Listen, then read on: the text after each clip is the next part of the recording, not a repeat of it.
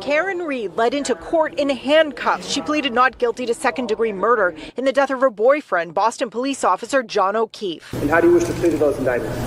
Nothing. Reed's defense lawyer sharing these pictures of the couple during happier times. Prosecutors believe Reed hit him with her SUV outside the home of a Canton police officer after a night of drinking. It happened during a January snowstorm. In the same area where the body had been recovered, 2 red plastic pieces of a taillight were located, consistent to the pieces missing from the defendant's black Lexus. Tears in court as the prosecutor described the medical examiner's findings, including 2 black eyes, skull fractures, and hypothermia. She opined from her examination that the significant blunt force trauma injuries occurred prior to Mr. O'Keefe's becoming hypothermic. Reed's lawyer flagging what he says are ethics problems. He says the investigating trooper is friends with the Canton officer who owns the home where O'Keefe was found. We have uncovered that the lead detective is very close with the owners of that property.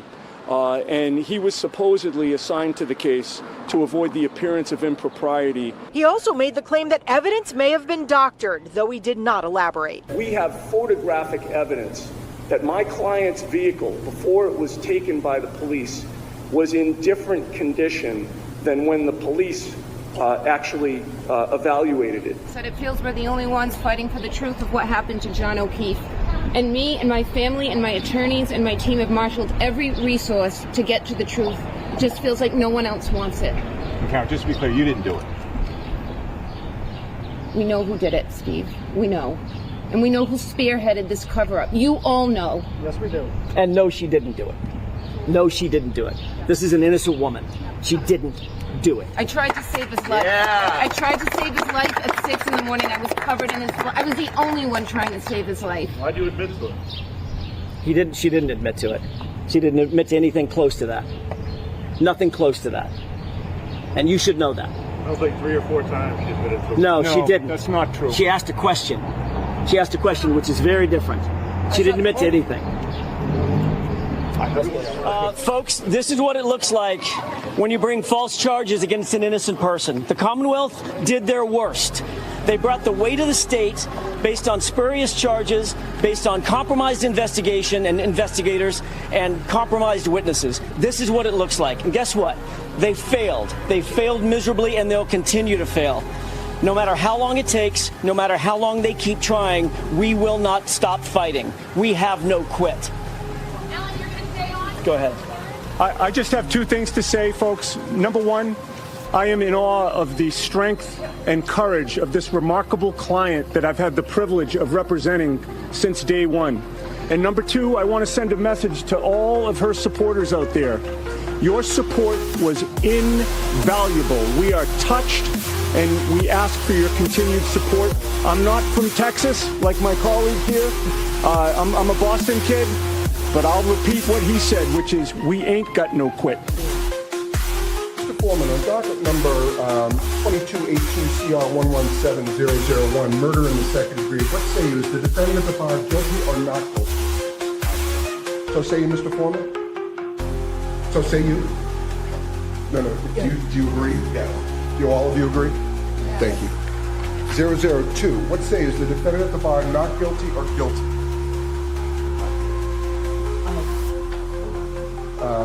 Is not guilty or guilty of that charge or any lesser included charge?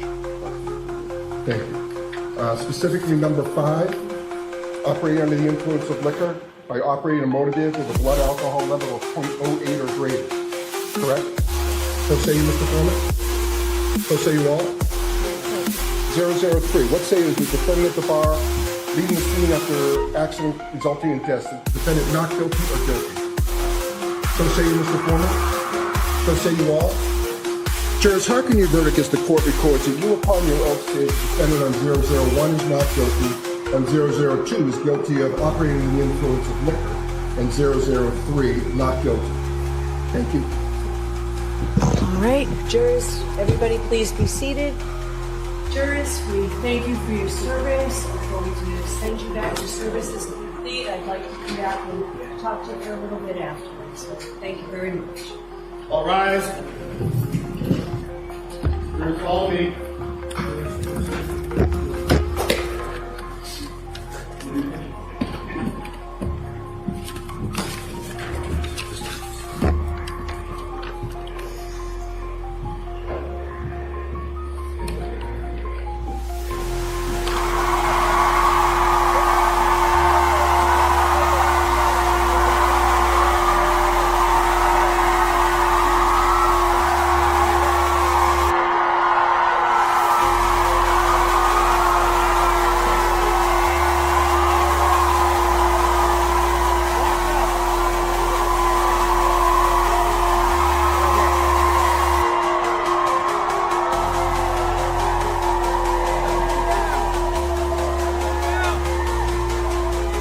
say two things. Number one is I could not be standing here without these amazing supporters who have supported me and my team financially and, more importantly, emotionally for almost 4 years. And the second thing I want to say is no one has fought harder for justice for John O'Keefe than I have, Amen. and my team. Thank you. Amen. Amen. Welcome in, everybody. Welcome back in tonight. It is Monday, and it is, wow, lots of things going on in the Karen Read verse, right? We had the Lifetime movie that hit on Saturday. We've gone over, we reviewed that. We've discussed that. And today, we had the full video version of the Rotten Mango interview with Karen Read, 2.5 hours. I know that the audio versions of it have been dropping over the last day or so. And I'm going to be honest with everybody. I haven't listened to pretty much any of it. I've heard a few clips of it, but I wanted to do this watch party with all of you completely off the cuff. So all my reactions tonight are going to be genuine. I haven't had time to sit down and do it, and that's why I wanted to come on and do it with all of you. And I'm pretty sure that most of you tonight that are watching and hanging out have watched it already, and already have reacted to it. So if you're not familiar with who Rotten Mango is a young lady named Stephanie Sue. And I'll read a little bit of her bio here. So Rotten Mango is a popular true crime and spooky podcast hosted by Stephanie Sue, known for her deep dives into dark and often less known crimes with detailed storytelling, exploring the psychology of killers and covering virtual mysteries presented by unique with a mixed dark and light tones. Sue also is a successful YouTuber with channels like Miss Mango Butt delivers these narratives with distinction, engaging styles that attract a large, diverse audience of the Gen Z nature. So I am really excited to do this. I'm really excited to go through it. I know probably some creators have already done that, but hey, tonight it's going to be our chance here to just kind of sit back and watch this on LTL and commentate, as we go. And, I'm going to try to be as less vocal tonight as I can, because I really want to take in this interview. I'm going to play it at a little bit of a faster speed tonight, so it doesn't take us the full 2.5 hours, because I'm sure we may pause and comment. And that's what we do.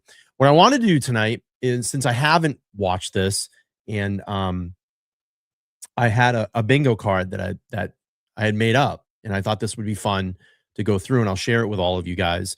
So what I thought is we could have kind of a Rotten Mango bingo card here, and all the things that may be talked about in this podcast, and I wonder if we can get a bingo out of it. So some of the spots I have on here is obviously talking about the blizzard that night, the night of chaos, and I'll go over if the drinking is mentioned. We have the police timeline issues, and don't tell me any of these answers, because I want to do it organically as we go through. Obviously 34 Fairview, if it's mentioned, and most likely will, but we got to hear the address, 34 Fairview. Any odd vibe comments, anything that maybe Karen picked up on, and she said, hey, and this is kind of weird that this comment was made. We're going to talk, if we see the broken tail light, if Karen talks about obviously her relationship with John. We have the Google searches up there. So Jen McCabe's Google search, Proctor's text messages, and then obviously unreliable witnesses. If she talks about, we have all these witnesses there, obviously the House defendants, and they didn't talk, they're unreliable. The injuries don't match. And then we have the head injuries specifically. That's what that spot is there. You have the free spot of framed. And then the defense, obviously their defense was Karen was framed.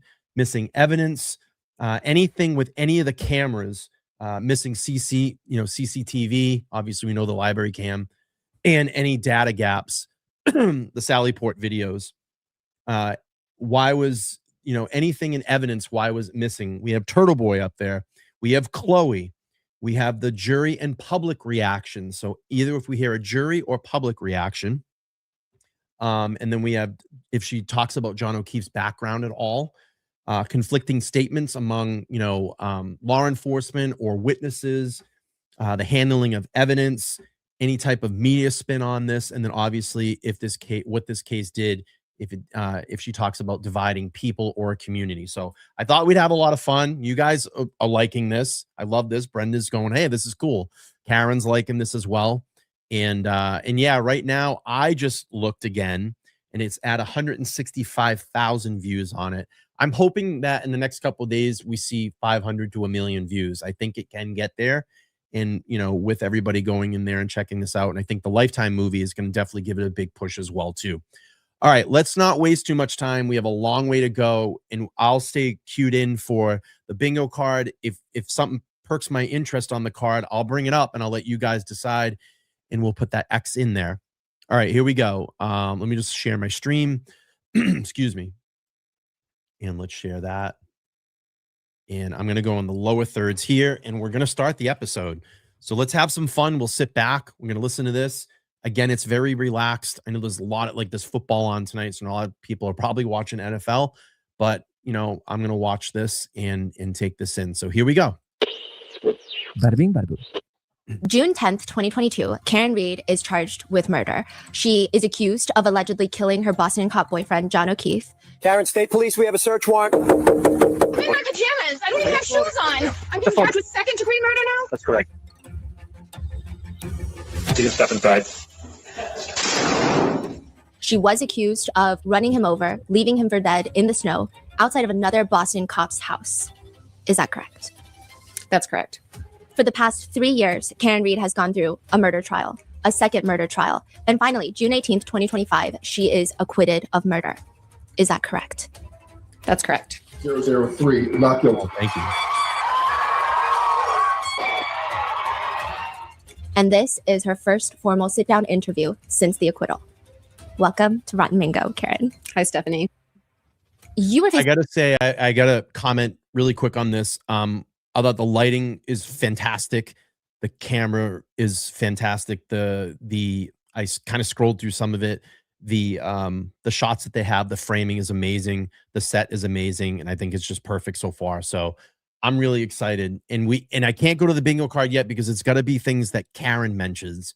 I forgot to say that. So I think this is going to be fun. Here we go. Life in prison. Yes. June 18th, you get acquitted. What is that feeling in a way that's comparable to something someone watching can understand? Maybe we'll do this. I'm going to go here. It's probably the opposite of what someone watching would assume I felt. I am still not quite living in an acquittal world. I thought I would just bounce back like on a spring. It hasn't been that way.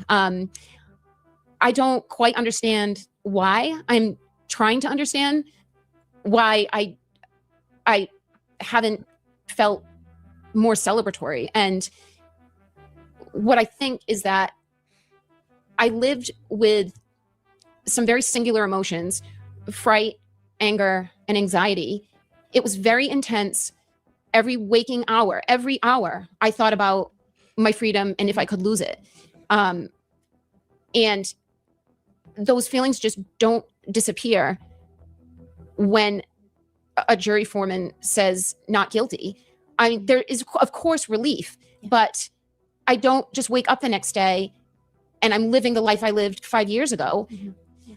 I felt my grief was being replaced with anger that was then driving this adrenaline. And I woke up every day with a real purpose, and I was appreciative that I was free to pursue this purpose. Yeah. And then all of a sudden, the purpose is gone, thankfully, but I don't have a routine to go back to. It's not there anymore. I don't have a job. I don't have a home anymore. And I'm just kind of in no man's land. And I still have moments every day, very brief, like a nanosecond, where I think of something. I need to tell Liza Little this for this witness, or if God forbid I'm never convicted, I need to make sure I tell my mother this. Or it's over, the feeling, as soon as it starts. But there's definitely some synapses in my head that are still thinking trial hasn't happened yet. It's like when you get ready for the holidays and then you think, wait a minute, did Christmas already happen? It was all this anticipation, and then it's over in a couple hours and you unwrap presents, and it feels like that. Like I have to ask myself, wait a minute, it's over, right? It happened. I don't need to worry about this anymore. But there's this big void in my body and in mind that, and physically, and what I was doing every day that I don't quite know how to fill. I just feel like a fish out of water. It's weird. I mean, that's something I was going to ask. It's been like 6+ months since the acquittal. Obviously, you don't want to go back to trial, but every day you have to get dressed. You have a mission. There's urgency. Was there like a wave of emotions that hit you after the acquittal that maybe you were suppressing during the trial? The acquittal feels like 3 years ago. When you say 6 months, it's like, oh my God, has it only been 6 months? I already feel like it's been many seasons and many things since then. I've had such an amazing network of support, more than anyone could ever ask for in this circumstance. Emotionally, when I needed to let things out, I had people around me that I could lean on. It was more physically that I didn't have the physical appetite. I didn't have the physical energy I had during trial. I've felt just kind of lackluster and just relaxed, but not this drive. Like I feel like I've lost some of this drive, and it feels like it was just a prolonged response to what the government did to me, that I've had these endorphins pushing me, getting me out of bed, keeping me up, working on witness prep during trial and motions in between trials. And then it just shuts off. It was like this supply I had that never ended for 4 years. And now it's gone. So I feel physically, I'm paying for it now. Like I've got to relearn how to get a regimen and how to source energy and drive every day. Yeah. Maybe, hopefully not ever like it needed to be before June 18th, but some kind of even keel. I haven't found that yet. I love how they started this out. It just bounced right into it. I think the interview's going great so far. One thing that I've always said that's so amazing about an interview is, as a host, if you can just sit back and shut the fuck up and let your guests talk about 90% of the time, that's what makes a great interview. I just want to get this in there too. Night Shift, thank you so much for becoming a new YouTube member. All right, let's look at our bingo card. All right, and maybe you guys can pick something up and help me out. I'm going to shift here. Have we hit anything on the bingo card yet? So we have blizzard night conditions, obviously the drinking. We have police timeline issues, 34 Fairview, odd vibe moments. Have we hit anything on the bingo card yet? Does anybody see a spot that we've hit? I don't think we've really gotten into it. I mean, this is just kind of after effect on the, the after effect on, Karen so far, post trial. So I don't think we're there yet. Not yet. Okay, cool. All right, let's keep vibing here. We're going to go back to the interview. I'm loving it so far. I think it's great. Okay, let's go. Do you wake up in the morning ever like, oh my God, I'm late to court? And then it's like, okay, I don't have trial. Like I'm free. I think I would if I were I live with my parents most of the time. So I'm not in the environs that I was in during court. But if I stayed at the Marriott in the Seaport, the Residence Inn, I may feel that way. I do get those moments of something that I want to tell one of the lawyers. I want to remember like, oh, these two dots connect. And then I realize, no, we don't need to know those dots connect anymore. We already addressed it. Thank God I don't wake up thinking I've got to get to court. I wake up feeling very fortunate that I'm not court ordered to be anywhere anymore. It's very frightening to know you are court ordered. This is not a job or school where you should be there. It's best that you're there, but no one's going to come arrest you if you don't go. And this is 2 trials plus 100 pretrial hearings that I am court ordered. It doesn't matter how I feel physically or mentally. I have to be there, and I have to be there sharp because I'm a member of this team.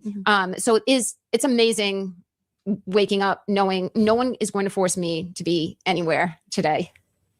What did you do the first 24 hours though after the acquittal? Like 24 hours, what was that like? The first 24 hours. What say is the defendant at the bar not guilty or guilty? Not guilty.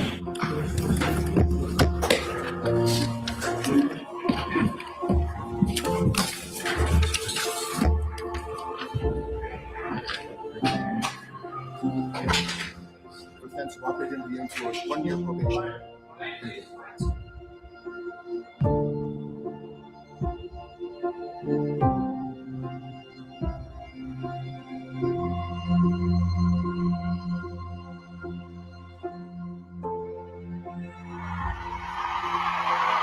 It was just crazy, man.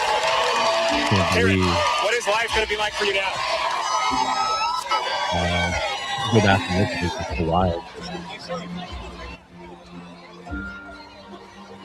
There's so many people there. Just remember, so many people. Looked like it was a sea of people down there. I spent the whole ride back to the hotel. Wow. We were hearing from people at the hotel that the press and the neighborhood were already starting to gather in the parking lot. The hotel we stayed at was like a boutique style residence inn in a very lovely neighborhood in Seaport of Boston called Fort Point. And the local businesses, the restaurants, there was a residential building just across the street from us. It was almost the size of an alley, a very narrow street. And coincidentally, when I was in my 20s, I lived in that building. When we came back from the hotel, we tried to lose the press a few times, and I think we ended up going in a side alley door to the hotel. But I went to my room. David's room was below me, and I looked across the alley, and there were residents in the apartment building next door that had put congratulatory signs in their windows. Somebody put something with Yannetti's name. They must have known David, because it was only, well, I guess Alan was up in the corner as well, but it was a window directly. David was below me. It was right adjacent to David's room, but FKR or congrats Yannetti. So there were people that we had met in the neighborhood that were congregating. A restaurant nearby, I had orchestrated with them. I didn't make any plans until I was acquitted, because there's no way I was gonna set up any kind of dinner before I actually knew I was gonna need that dinner. So I called a restaurant in the Seaport. They gave us a private room. We had been there a few times during trial, and they were amazing. No one knew we were there. And it was my immediate family, my cousins who I'm particularly close to, and my legal team, and my local lawyers brought their families. And that was a very long 3-hour dinner. It was very overwhelming. My phone was blowing up. I wanted to decompress with my parents. I barely even got to speak to them. And the waiter's coming over and asking if I wanted to do a la carte desserts. And I'm like, I just really want to go back to the hotel and lay on my bed. Right. We were getting requests for Good Morning America and the Today Show and People magazine. I mean, it was all rushing. It was just flooding in. And I don't want to do any of this. I need a beat. Yeah. And I need to figure out how I'm going to tackle all the media. I was very, very overwhelmed. We all went back to the hotel, all the families. My parents came back. Obviously, all the lawyers were still in town. The following day, I think Liza might have been the first to leave. David was leaving. Bob was leaving. My parents left in the morning. And Alan and I said, I just want to have a day. He was leaving the second day, 2 days after the verdict. And we just walked around, went to our haunts that we ate at during trial. And it's like, I'm going to walk in with Alan and have a meal that I've never had with him without this albatross around my neck. I've never eaten a meal or had a bowl of chowder with any of these people as a free woman. And it was a really sunny, warm day. And I ran into someone that I used to work with at Fidelity that I hadn't seen in a long time. It was just, I felt like I was in a dream, though. Mm-hmm. I wouldn't say it was like the happiest day of my life. It still hadn't like hit me yet. It just felt surreal. And I felt sad. Like, so I'm going to go back to the hotel, pack up my things, and then where do I go? And everyone else is going, my friends are going to travel back and go back to work, and the lawyers are going to go to other projects. And, even my parents will go back to their routine, and my siblings. And it's just, where do I go? I was not planning with 100% certainty I would be here today. It's weird to live a day that you never planned on. I never made a plan for June 19th or 20th or the 21st because I didn't want to jinx anything. And I didn't know that I'd be there. I didn't even book a dentist appointment. So it's all of a sudden now I've got nothing. And just very surreal is the best word I can. Yeah, it's bizarre. You live in this capsule or this world at that time. I've heard her talk about this as well, as it's just, the private conversations I've had with her. It's just up and prepare and, up late, preparing for trial, getting ready for the next day, who we, what are we doing? What motions are we going through? It's just, and then I can only imagine that you just don't have to do that anymore. And then all the people that have been around you for almost 4 years are just gone. Your legal team's gone. Your, the environment is gone. The supporters are just, we're still here, but you're not facing that and seeing that every day. It's got to be wild. And then you just have all this time all of a sudden, and you can't, like she said, you can't go back to your life because that has changed. And now it's like the next step. Now what do I do? And then you just want to sit there and sit for a little bit and go, oh my God, I just can't believe what I've just gone through. And you have to process all that. So, I mean, you can see it. I mean, she got choked up in this as well, too, just talking about that and saying that people are just going to, obviously go on to different things. And, her parents go back to their life. And, Alan and Liza and David and Bob are going to go have other cases. So it's crazy. I can only imagine. Thing to describe There we it. go. Is it like someone just comes and like shakes your snow globe and then leaves? Yeah, and Like- then everything just settles and it just gets like eerily quiet, like it does after a snowstorm. Yeah. Before the plows come through, it's just dark and silent, and it's still like feels like that. I'm starting to feel my way around, like defining what my life is going to be, but it's getting easier. But I do feel I've had this delayed reaction to the persecution, not delayed reaction to the acquittal. I'm finally like reacting to this She's still so much trauma. horrible thing that happened to me, and I had to swallow it and roll with it, and now I'm digesting it. Like I swallowed something horrible, and it's just sat in my body, and now I'm finally breaking it down. I feel like I'm having to address things that I swept under the carpet. I mean, can you see? I mean, you can see the trauma is still there. It's still fresh. This is never going to go away. I mean, this is it. You have permanent PTSD that just stays with you. I mean, she's going to do this, I'm pretty sure, the rest of her life. Does it ever end? It is, you can see the mark of what this has done to her. And that's insane. Like, the trauma, the processing, the trauma. Sergio, thank you so much for the 14-month member. Wow, thank you. And it's such a great interview so far. I don't want to stop it too much longer, but let's keep going. Like emotionally, it's you just, your body kicks into this fight or flight, and my body is very good. My mind is very good at kicking into fight. I work very well under stress and pressure, and it got even better. That characteristic got refined during the last 4 years. But you can't do that to your body and to your mind without paying the piper eventually. And I feel like I've had to do that. Have you ever like dealt with depression during the trial, even now? No, I've never really dealt with it ever. I don't know if it's depression or if it's like PTSD. But no, I didn't feel, I was angry most of the time, angry. And I felt very lucky that it's a disservice to the people around me who are the most amazing people anyone could ask for. And I'm not inclined to depression. So I'm not surprised. I mean, I went through a normal grieving process, but I didn't feel down that I had to sell my house and everything in it that I curated myself. I felt, and I had a conversation with Alan that don't look at it as,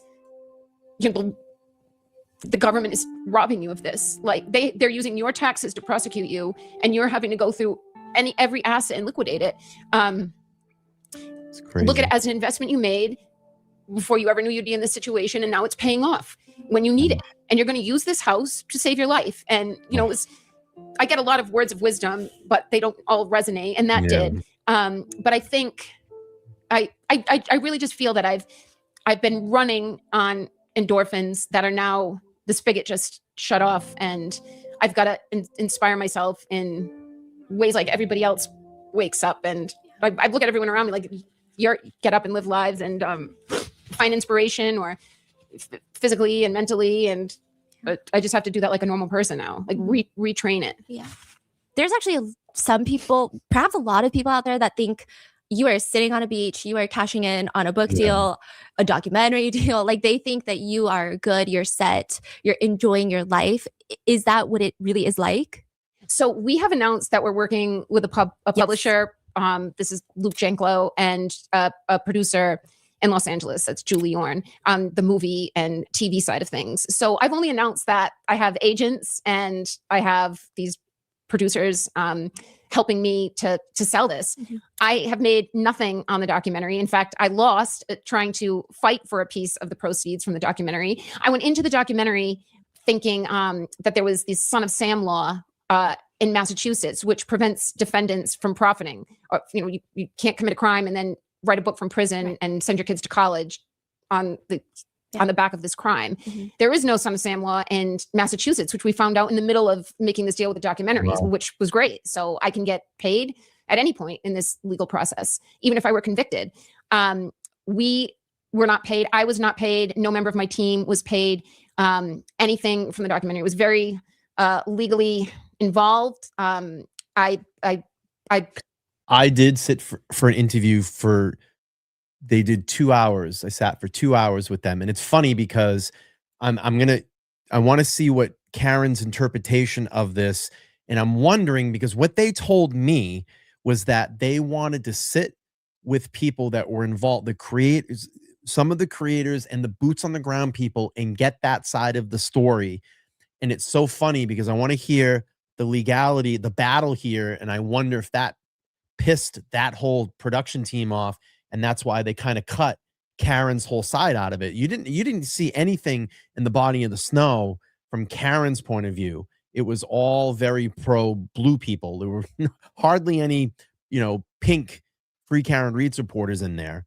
So I'm curious to see what Karen's going to say about it here. And I wonder, with the legal battle, if they just said, fuck that, cut everything out of the documentary. Here we go. Believe I was misled and taken advantage of. And we gave the documentarian our all. I did not see the documentary. I watched the end of the final episode. I don't know if there are 4 or 5. Several people told me there was a nice moment with David and me at the end of the last episode. So I did watch that and I liked it. And then I watched Dave and I said goodbye at the hotel. And then the documentary ended with me in my basement at the house I no longer live in, with all the legal boxes, because the documentary ended at the mistrial. So I think she was trying to show, here I am just back, stuck at go again with our paper shredder and our printers. And I think I was like vacuuming the floor. And I was like, all right, I've seen enough. People close to me who watched the documentary said, based on what I had predicted it would be, it was not that. And I thought, this documentary experience has not been fun. It was incredibly invasive, which I knew it would be, but we still gave them more access than they could have ever hoped for.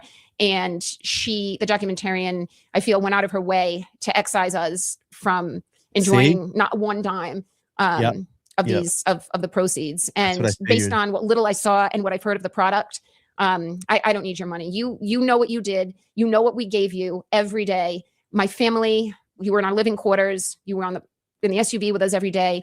I was going to say, if you even go back and watch some of my footage, the ground footage that I shot down there in front of the trial for trial 1, you can see the documentary team like down there constantly. They were always in the SUVs. They were everywhere where Karen was, in and outside that courthouse.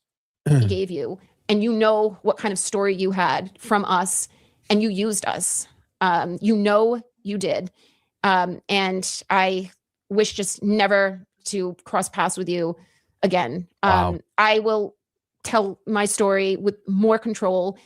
We don't have a book deal. I think Alan and I will be co-authors on a book. There will be no book written by someone, even with just some creative input by me. It will be written by probably 3 people, a professional, and then Alan and I will be helping to tell the story. So I want this to be a story about corruption. I want to have some impact on the state where I've lived most of my life and where my family's from and where we battled this. I want to make an impact on what people think about politics, about the government, about the dangers of a one-party political system, which is what Massachusetts is. Mm-hmm. It's not about liberal or conservative. It's about being one party from the founding of that government with no competition, no checks and balances. It becomes almost anarchy, like it is now. We've got a district attorney who has a war chest despite not having any opposition. It's dangerous, and I believe that is why I got where I was and why I got into this position, and why, until it changes, there will be other Karen Reeds. You may not hear about them. These stories, Sandra Birchmore, it's getting exposed. Oh, wow. Other people are exposing it as well. That's what this story will be. Okay. And if I have to write it myself, then I'll write it myself. Even on that note, I do Karen. feel like I've heard a lot about you. I've heard a lot of clips of you. I've watched the whole documentary series, Body in the Snow, and I feel like you're very different from that. You know, the way that you're presented in the documentary, and then versus like when you walked in. I've gotten very good, and I was not good at this in my prior life. I've gotten very good at controlling what I let upset me, because so much has been taken from my control with a judge, with a district attorney, with the state police. I've been arrested. I've had my home 2 years later searched for electronics. Once someone comes in your home, you have no safe place anywhere. They've been in my parents' home. They've been in my house 3 times. So I've had to learn to control what I can control, which means not falling down a rabbit hole on Twitter, not reading comments on a video on YouTube. And I knew I had an idea where this documentary was going before it came out. We ended. Well, hang on. Let's go to the bingo card. Okay. So is the documentary media spin? I'll let you guys vote in the chat. I mean, a documentary, I don't know. Is a documentary a source of media? I mean, you're telling a story, but it's crafted. So do we have our first spot? Do we have our first spot yet? Yes. People are voting. You guys can vote. So Peggy's saying yes. Peggy's been around for a long time. Tammy. Let's see. Nan, what do you think? Do you think we've hit the bingo card here? Media spin for the documentary? Not fully, but you could say yes. Nan saying no. Everybody's saying yes. Yes, 100%. I don't know. What do we do? I mean, I'm going to let the chat decide. So you guys think yes. So media spin. Is the documentary part of that? Is that a spin? Because they spun it in one direction. It's the definition of media spin. All right. A lot of people say yes. Maybe, I don't know. Maybe some of the lawyers, we have 2 lawyers in the room. Maybe they could tell us. So you guys think about it. Let's go back to this and we'll the relationship with Terry, the documentarian, on a very bad note, over money, of course. I had former students from Bentley. I had former colleagues. I had friends that traveled on their dime to interview for this documentary. These are people who knew me in all sorts of facets of life that I was then told those interviews didn't make it in. They didn't make it in, yeah. But John's we'll give it to sister-in-law, who, to the best of my knowledge and to everyone's knowledge, I would guess, knows they didn't have the tightest relationship. Or a friend of his, there's been 2 friends of his I have never met. I was with John nearly every day for 2 years. I dated him 20 years before that. And there's some guy and an old girlfriend who I never met. This is the closest you could find to John, people who never saw John and me interact. And yet I gave you friends, I gave you people from my parish, students, colleagues, and none of it made it in. So when the documentary came out, and I can't even remember when that was, I made a concerted effort. I will not watch that. What is the point to get upset? Because I know what didn't make it in. And people come up to me all the time that I saw the documentary. Wow, what a story it told. And I can't believe what you went through. But my family and friends that saw it, no one's raved about it because they don't feel it portrayed me. But I'm not surprised I was cast in a light that is not realistic. Yeah.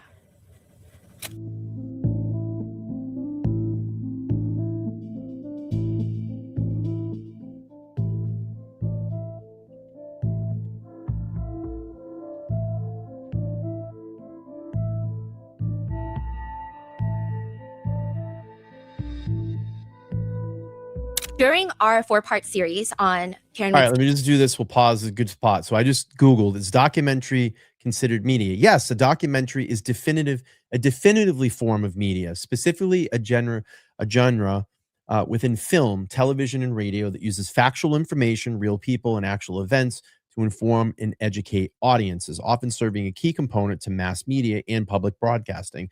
They are considered media because they are a creative treatments of reality broadcast and distributed to a wide audience that use cinematic techniques to present a perspective even while aiming for truth. Okay, well, then we'll count it in media. It's a media spin. All right. Case. I mean, that's over like 10 hours long. Just with the sheer amount of people that were involved, we did have to resort to coming up with nicknames or monikers, some of our own creation, some that we've adopted from social media discourse. And out of just pure habit and pure personal style, I might still be referring to some of these people with that nickname. We called Brian Higgins, Brian Haha Higgins, Michael Proctor, Michael No Nudes Proctor. That was literally just so people could have an idea of who we're talking about when we mention a name. If I do that, that is not Karen poking fun at anyone. I honestly should probably prefer that I don't use these nicknames, but I probably will throughout this episode. And on top of that, another disclaimer is Karen is right now involved in multiple civil lawsuits involving a ton of different people. So there might be some questions that she cannot answer legally, and that's just for legal purposes. So with that being said, what do you think happened to John O'Keefe? John O'Keefe entered the garage or the house at 34 Fairview. Bang. We got it. So let's go. 34 Fairview has been mentioned. So I will X the spot. You see it up there in the top right-hand corner, 34 Fairview Road. I will X the spot. All right, going back to the docu. Let's go. And much sooner than later, met his demise. Based on his injuries, it looks to me like he got into a fight and fell backwards. There was not a single pathologist in either trial that didn't say the mortal wound came from falling backwards and hitting his head. That was agreed on. He had bruises on his hands. Guess what? We have another one, because I think we're going to do this really quick. Share the tab here. We have the head injury right here. That is the head injury right there. So I will X the spot. I love it. We're putting the X's up. I love it. I love that you guys are interacting with this. I love it. All right. So I will X the spot. We'll go back. I'll share this tab. The prosecution tried to say that those came from IVs, but I've had many IVs. I've had them in my hands, and my hands never looked like that. But I dropped him off. He went up to the breezeway, and 6 a.m., I find him in a heap, missing his hat, missing his shoe, and laying there with a piece of glass in his face. So someone in that house killed John O'Keefe.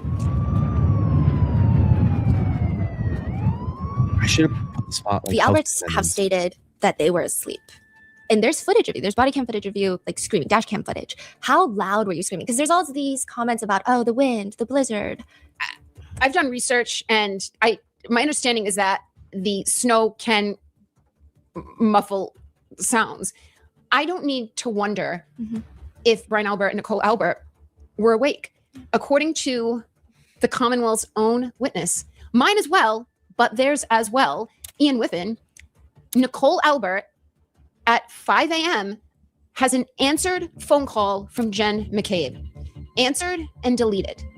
Furthermore, Nicole Albert at 6:07 a.m. and 6:08 a.m. has 2 more phone calls, each lasting about 7 seconds, from Jen McCabe, answered and deleted.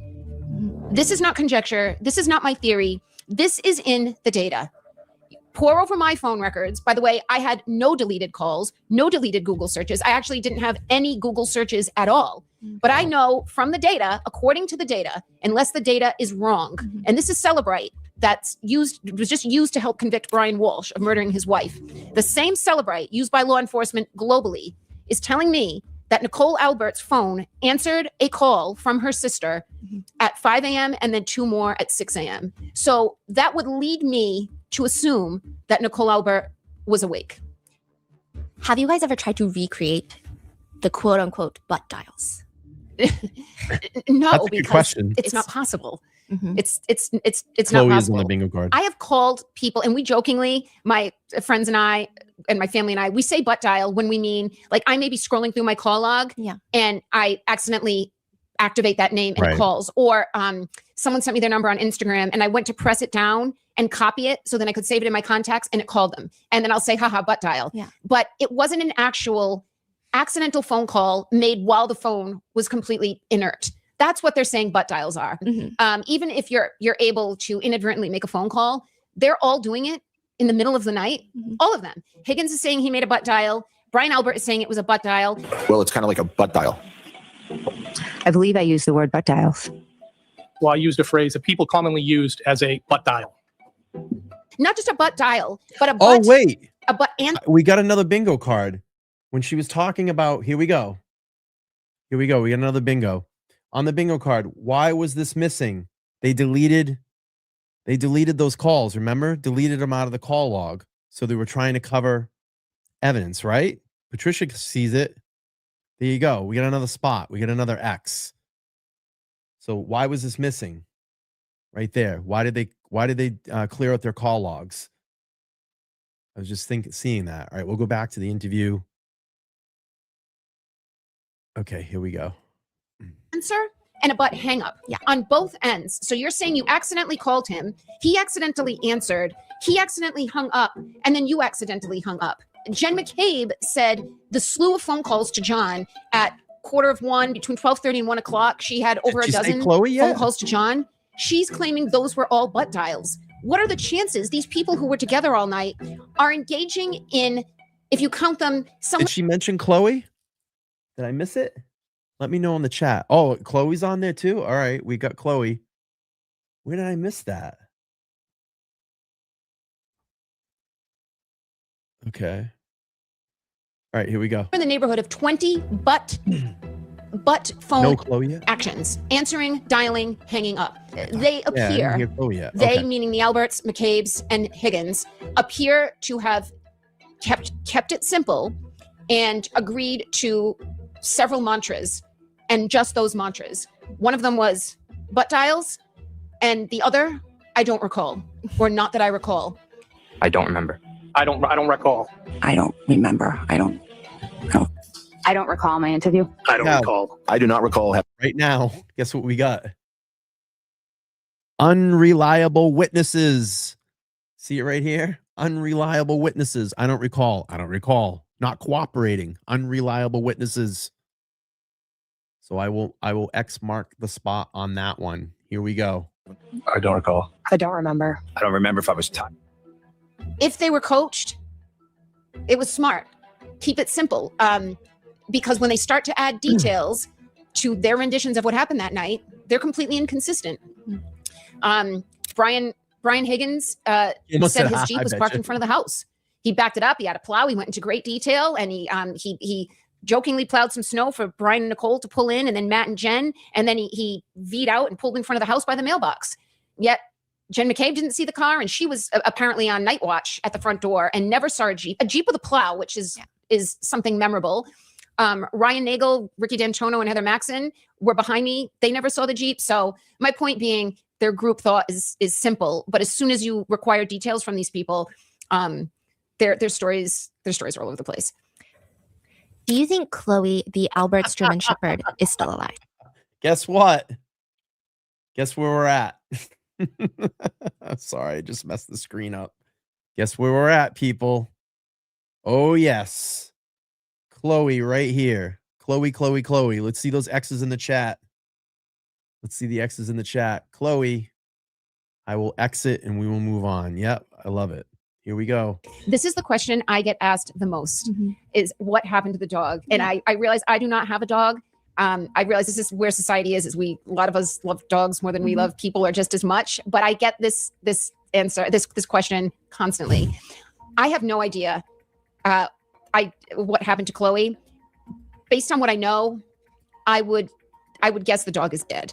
I don't believe it's the dog they claim it is up in New Hampshire. We asked for proof, and all they gave was animal control vaccination records that I can literally go to animal control and get a copy of the vaccination records. And this woman in New Hampshire, who we have no address, no phone call, no phone number for, she's claiming this is the dog. This was his birthday, and this is his vaccination. Well, anybody can get that. At what point in the investigation did you feel like, okay, this is not an investigation into a tragic accident? I'm being framed. Like, what is there a specific moment it hits you? So they had my phone in my car within a half hour of coming to my parents' house. So they left my parents at 4:15 on January 29th. They took my phone and they took the car. I was hoping desperately, this is a case of they've got the wrong guy. Yeah. I'm arrested on February 1st.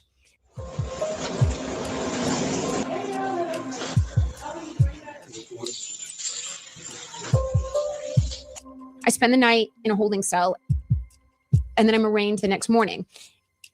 I hadn't met in person David Yannetti, but I had already engaged with him on January 29th. He comes to the holding cell at the courthouse in Stoughton, and he has one copy of the police report that Michael Proctor authored. He's holding the police report. Now, they're already calling my case at 9 a.m. It's like 9:10, and I don't know what I'm walking into. I don't know what they have against me. I don't know anything. David is holding the police report, and we're reading it together. They only gave him one copy. So his hands between the bars, I'm leaning in, and we're reading it quick. I don't know how I had the focus to even comprehend and read at that moment. It was like just another fight or flight, that the focus turned. This is about to be read in front of a courtroom filled with people. The first thing that stood out to me was, it said they arrived at my parents' house, Proctor and Buchnick arrived at my parents' house at 4:30 p.m. and left at 5:30 p.m. And I knew right away that was wrong. I've lived in New England most of my life. 5:30 in the middle of January is pitch black outside. 4:30 p.m. is almost pitch black outside. And I knew when they left my house, my parents' house, it was still somewhat light outside, because I remember watching the flatbed with my truck go by the front window. I knew they had gotten to the house around 3 o'clock, and I knew they weren't there for 2.5 hours. So I thought, well, maybe this is how police reports are written initially in a cursory fashion, that they're approximate times, and then we can tighten timelines later. But that always bothered me. And then every affidavit that was accompanying every seizure of evidence after that. What did I miss? Someone said I need an X. They're seeing an X spot. Let me pull the card up really quick. Sorry, I was in the midst of texting. What did we miss? Proctor? I don't have Proctor on the bingo card. I have police timeline issues. I have the Proctor text messages, but I don't have Proctor. I didn't put like specific people on there.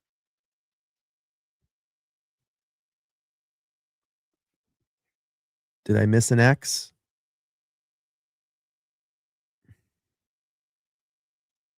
All right, we'll just go back. Maybe we catch something here. Here we go. Kept saying the same thing, that on January 29th, we went to the house indictment at 4:30. We left at 5:30. So that was the first time I thought, all right, we're dealing with very sloppy, imprecise police. That was my first inkling that this isn't completely ticked and tied. After I was released from the arraignment on February 2nd, that evening, David called me. David Yannetti called me and said he had gotten an anonymous phone call from someone saying, you need to pay attention to who lives in the house. I had not even thought about the timeline outlets. issues. I not one way or the other, just that Timeline issues. That's pretty consistent what she was just talking about. So we can X that. Let's X that. I'm going to play. I knew that was their house, and they had been with us the night before, and I had met them for the first time a week before that. So it was very early on. I've been lucky that very early on and at regular intervals since, I have been given gifts of information that helped buoy me. I can't tell you, hearing that information from David, so of course, as soon as David says, this anonymous caller says, look at the owner of the house, I start Googling Brian Albert. And it's within seconds, I find a Google video of him in a boxing ring beating people up. And he looks, I've met him, but I haven't paid much attention to him, but he sounds gruff, and he's walking into some drug bust with some kind of shield and weapons. And he looked like a tough, mean guy.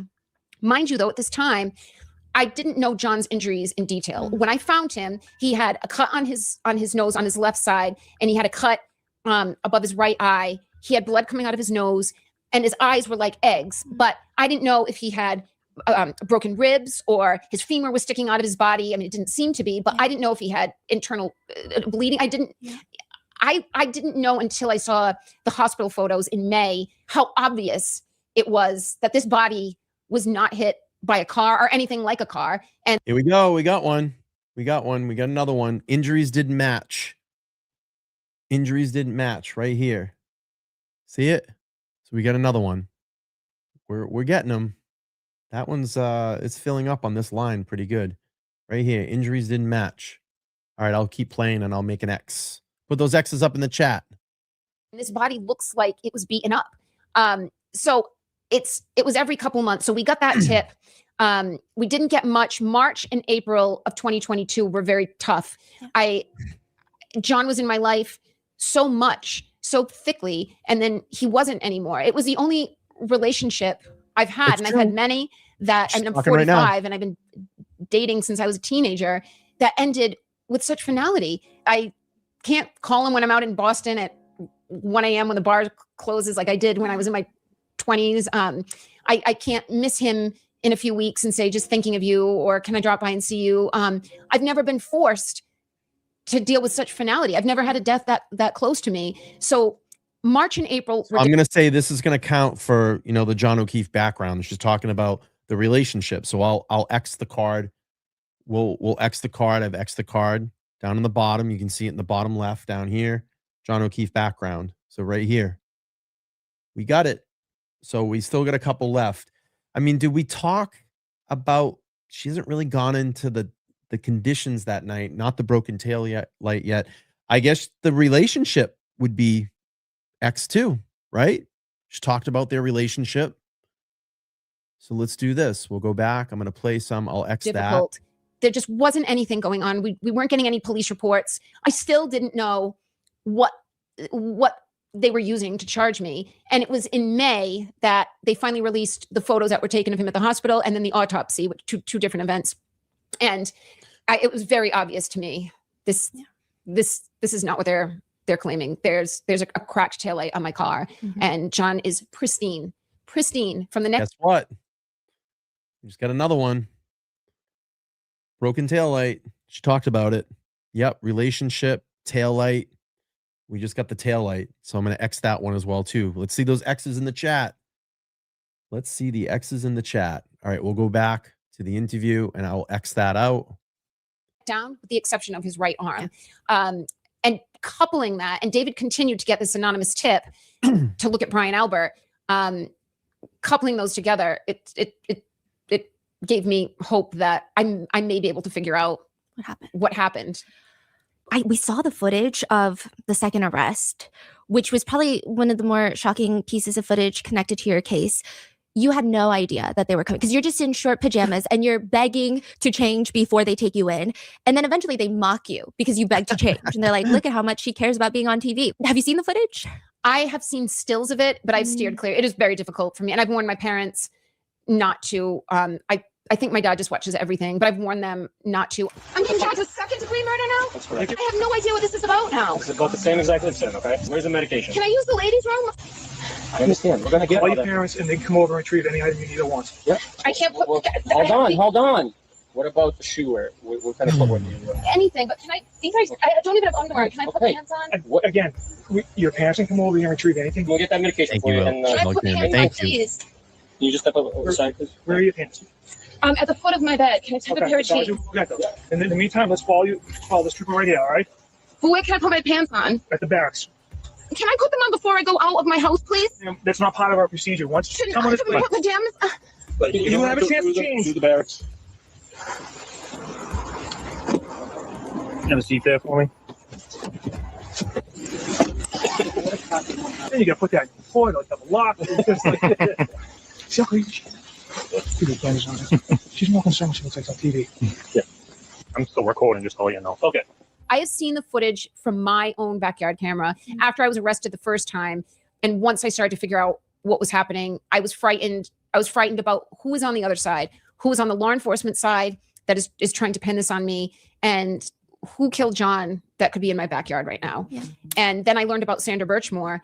I did worry. I live alone. I'm like a sitting duck. Yeah. Will I be hanging from a doorknob in my house? Yeah. And they could easily explain it as guilt, depression over what had happened, and she just gave up. So the first 6 months of 2022 were difficult. I had not even been explained to the concept of an upcharge. My understanding was you get indicted on what you were charged for. I didn't realize that the district attorney can present anything he wants to the grand jury, and they can charge me with anything. They could have charged me with also breaking into the Albert's house and stealing their TV set while I was parked out.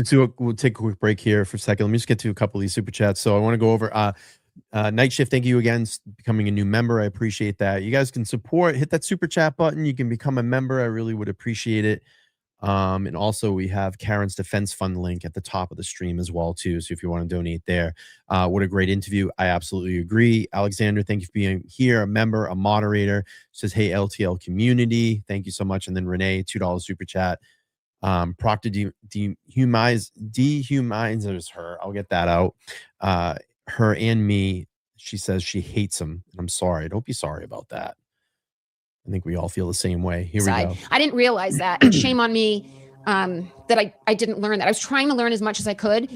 During these months, I was reading a book every couple of days just about the criminal justice system and defending yourself and how this works. But June 9th, I was home alone like I was most days. I would do yard work. I'd put headphones in. I'd wait for one of the lawyers to call. I had been mowing the lawn. I hadn't showered yet. I was wearing boxers and I actually just had a tank top on. I didn't have any underwear on. And I came in from doing yard work and I decided I was going to cook for myself. I mean, this was my catharsis. I would go outside. I tried to get sun. I did a lot of, ask my neighbors. I was out in my yard every day, just trying to sweat, at least physically tire myself out so I could sleep at night. And I was cooking. I was trying to eat well. So I was making a pot of chili. I was finishing everything up. I had music on and all of a sudden I hear voices. All right, real quick. I'm going to pause. Alexander, thank you again. $10 super chat. This interview moved me to tears. I'm grateful to have heard her insights. And I think the question asked were wonderful. They portrayed her as the best possible light. And I said this at the very beginning of the stream. If you didn't catch it, Alexander, I think some of the best interviews from people and host are when the host shuts the fuck up and lets their guest talk and does about 10% of the talking. And that's what's making this a great interview, because the spotlight is not about the host. It's about the person that's sitting there and giving the interview. And this was very well crafted. I'm very happy with it so far. Yeah, we're not learning anything new about the case, but we're hearing it from Karen's perspective. And I think that's what we needed to hear. And she's doing a phenomenal job. Okay, let's go. And I lower the music. I go to the front door and my windows are open. My storm door is closed, but the screen is up. And I heard a voice say, "Let's do this in the back. There's cameras out front." I had a very clear, it wasn't a Ring doorbell. It was a higher end private security system, but there was a very visible camera over the front door. But I also had them 360 around my whole property. So I heard that voice, "Let's do this around back. There's cameras out here." I see two cops. I couldn't make out who they were, but I could see them walking around by the garage of my property, which kind of requires you to go down into the driveway. Garage sits under the house and then uphill into my backyard. So I start shaking. I look out a window. I see there's a Mansfield, the town I lived in, Mansfield, Massachusetts, cruiser. And then I think two unmarked cars. Maybe there was a third. And I thought that something's happening. The first person I see, now I'm looking out the back window. I'm reaching for my cell phone. I see Michael Proctor in plain clothes walking by himself. Now he's soon to be followed by Buchnick and another state trooper, I believe, and a Mansfield cop. I think the state police have to call in local assist whenever they're in a different jurisdiction. Oh, she's out back. Outside? Yeah. There's somebody in the house. Yeah. For a split second, I thought Michael Proctor was there to hurt me. I had no idea. Why is he here? Why is he in plain clothes? Why is he at my back door, which is almost in the woods? There's no inviting path to my back door. You'd have no reason to go looking for my back door. I called David Yannetti, and it's just like a dream where you just can't dial the number, or you're trying to text and you can't get the text right. And it's like that in real life. Like your hands are shaking, and I think I dialed his number like 3 or 4 times before I finally was able to dial it correctly. And I said, "David, Proctor's here. There's police here. I don't know what they're doing." And I can't remember if David told me that he had just gotten a phone call that I was indicted, or if he guessed they may have just indicted you. I knew that they were close to, I was hearing through the grapevine that people were testifying. So I can't remember exactly what David said to me. I think I either called my dad. And I said, "Daddy, I think I'm getting arrested again." And my poor dad, I know that was one of the worst moments of this whole thing, because we were just completely bewildered. Yeah. What now? So I take the phone. It's still dialed in. I'm connected to David. I'm in my pajamas. I don't even have shoes on. I'm being charged with second-degree murder now? That's correct. Vehicular homicide and leaving the scene causing death and off boiling. I walk outside. One of the first things that happens, Proctor's reading me. He's reading me my rights, and he's telling me that I've been charged with murder. And Buchnick, in the middle of all this, I'm trying to, I'm on sensory overload, but I'm trying to absorb what's going on. Buchnick takes my cell phone and goes, I'll be taking that. And he puts the cell phone still connected to David Yannetti in his Wow, in it was his still pocket. dialed There is in. no search warrant for that phone. That is not the phone I had on January 29th. They already have that phone. So they did, for some period of time, have my replacement cell phone, and who knows what they did with it. I know when they took it, there was an active line open to David Yannetti. So I know when Buchnick took the phone, there was at least an open line. So while Proctor's reading this to me, the indictment and my rights, he starts pinning my arms behind my back, and I'm trying to move away from him because I still don't understand.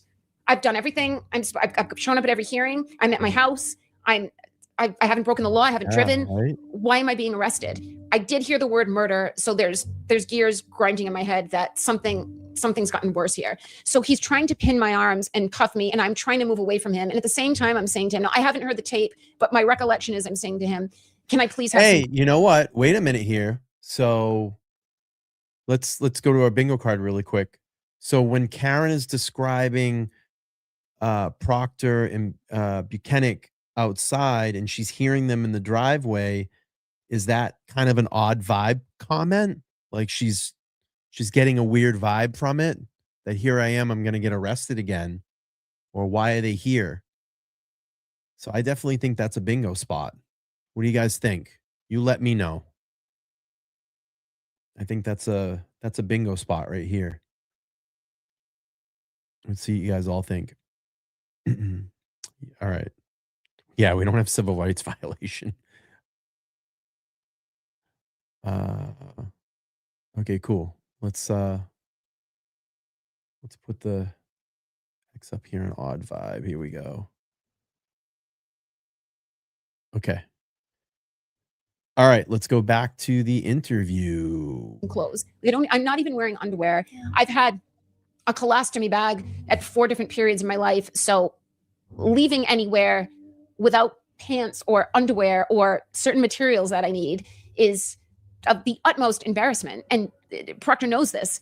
He said, I did see a clip of him saying she's worried I think it was on TV. Yes. He said she's worried what she looks like for the cameras. All she can think about is the cameras. He says, you see how crazy she is. She is more concerned about how she looks on TV. See how crazy she is? She's more concerned what she looks like on TV. Yeah. More of Proctor misrepresenting everything, including that. First of all, the only reason cameras were there is because the district attorney or the state police called cameras. I arrived at the state police barracks an hour later and they were all there. I was escorted from the barracks the next morning for my arraignment and they were all there and they were all at the courthouse. So the only reason cameras are involved is because you're parading me and trying to make a case out of this. You're trying to show me looking this way like a criminal, and that's why you call the cameras in. But I should be allowed to put pants on or shoes. So Buchnick goes into my house. I see him on my own home surveillance system. He's in my house for about 10 minutes. I told him where my closet was, where the room was. I have a bunch of suits. I was a professional wearing suits and professional attire my whole career. I have a closet filled with these clothes, and I directed him to that closet.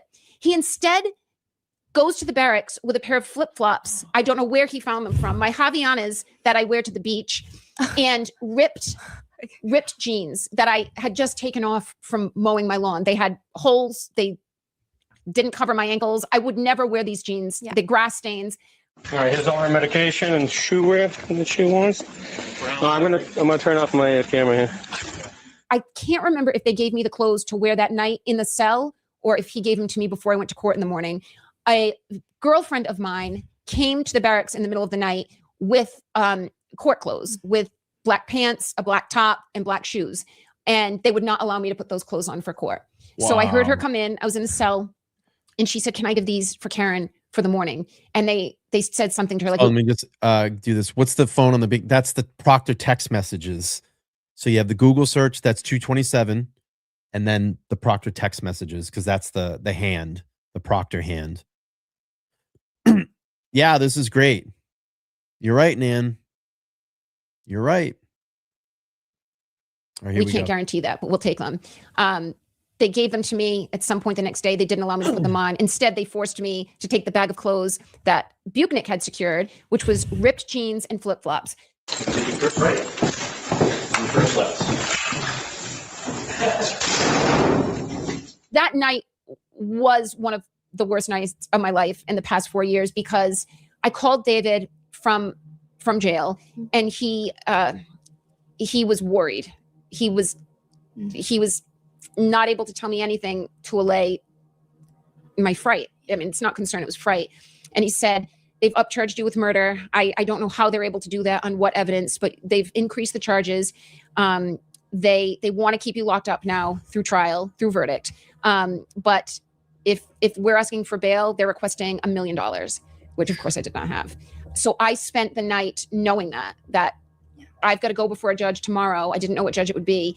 And I have to hope they lower this bail, that they allow me to post it. A judge can deny you bail altogether, that you're a danger to society. You've been indicted for murder. You're not going home.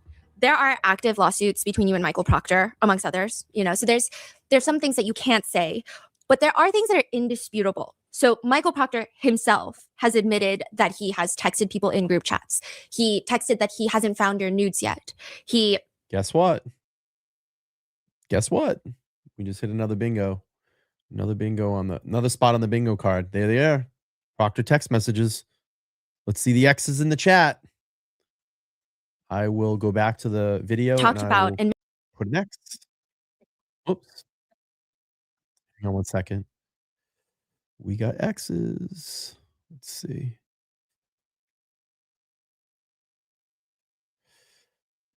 Oh, what am I doing? Sharing the wrong screen. Now I'm all screwed up. Hang on here. What are we doing? Here we go. Poo, calling you a quote whack job cunt, and then basically saying you are a babe with no ass. She's got a leaky balloon knot. You followed that up with the phrase leaks poo, didn't you? I did. Yep, she's a babe. Weird Fall River accent, though. No ass. When did you first find out about these text messages? What was going on in your mind? I knew there were vile text messages. They were under a federal protective order. Mm-hmm. They were first encountered by my team, by my lawyers in February of 2024, just before the first trial. I was not able to view these text messages.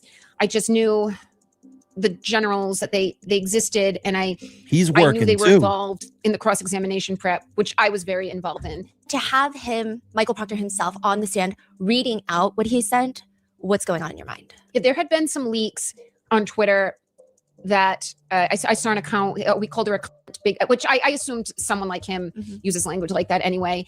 I knew in general that they were vile, but when he read them, I was actually annoyed that Adam Lally preempted us bringing these messages out in cross-examination. That should have been our moment.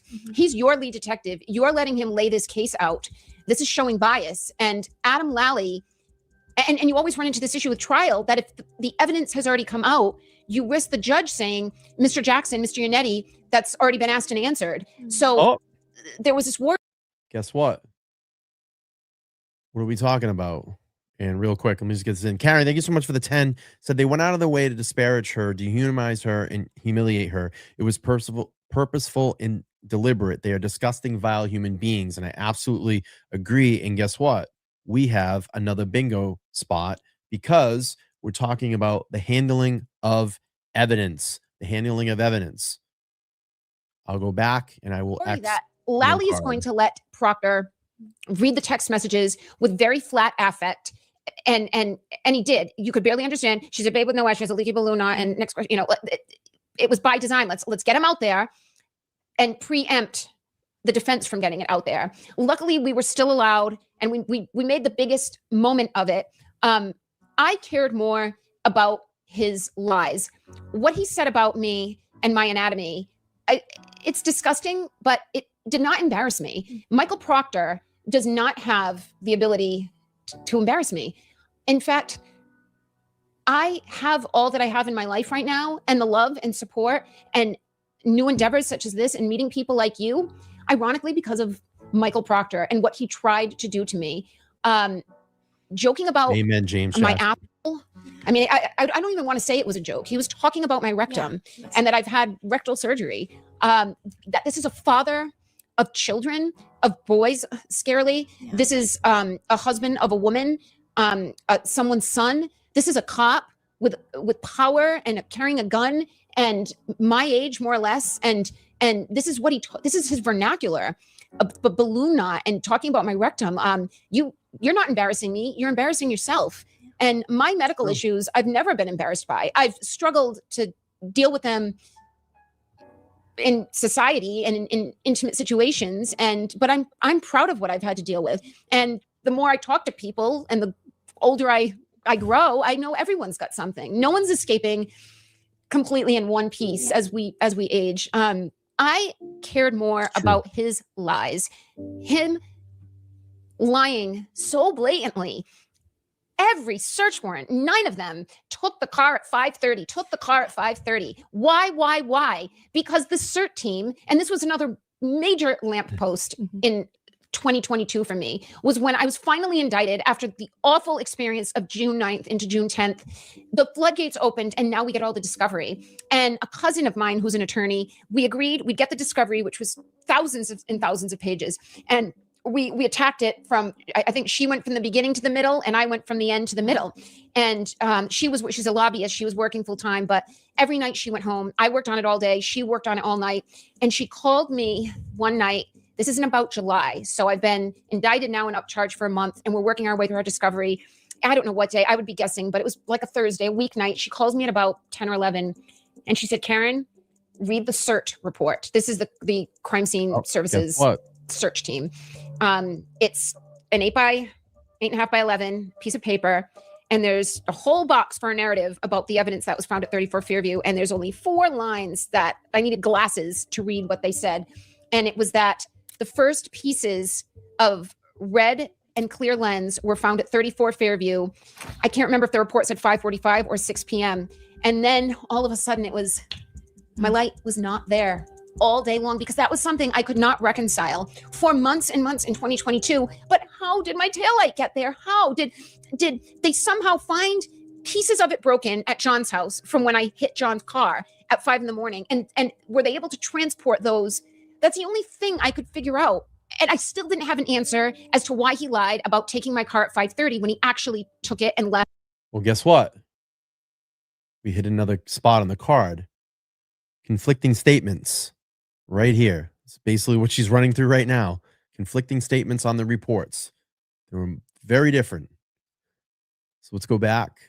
I will X. At 4:15. And it was that night in July. The CERT team did not find taillight until after Proctor had the taillight. And he had to get himself out of Canton at 5:45. If he's indicted at 5:30 in a blizzard, 35 miles from Canton, there's no way he can be in Canton with the Lexus and the Lexus's red taillight at 5:45. And it was just the biggest eureka of more than the text messages, more than the butt dials, more than the phone and the SIM card cut up at the Air Force Base. To me, it was the cornerstone because it just bothered me.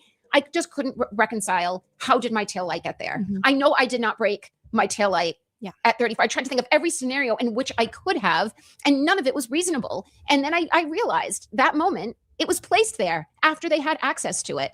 And the inverted footage. And of the inverted footage. And you get another one. Yep. Missing evidence. Yep. I missed that one. Good catch on that too. So let's take a quick review of our bingo card so far. So we have a couple of spots still open. Let's see. We haven't talked about alcohol. She doesn't really get into the snow or anything yet. I haven't heard about that. 2:27 a.m. Google search is still there. What the defense, what they were putting forth, that it was a frame, that Karen was framed. We haven't heard about that. Turtle Boy is still on there. No CCTV and the data gaps in any of the Sallyport footage, the jury and public reaction. Did the case divided many people? We haven't heard anything like that yet. And that's really where we're at. So we may get it. Do we have frame yet? Do we agree on frame? Because if we is, I'll put it up. What Nan say? I feel violated on my valid bingo. Do we have framed yet? Did she say framed? I might have missed it. But if she did, let me know and I'll exit. All right, here we go. I mean, inverted footage didn't come for 2 more years, but When Proctor was on the stand reading the messages, It's a whack job. See you. Objection.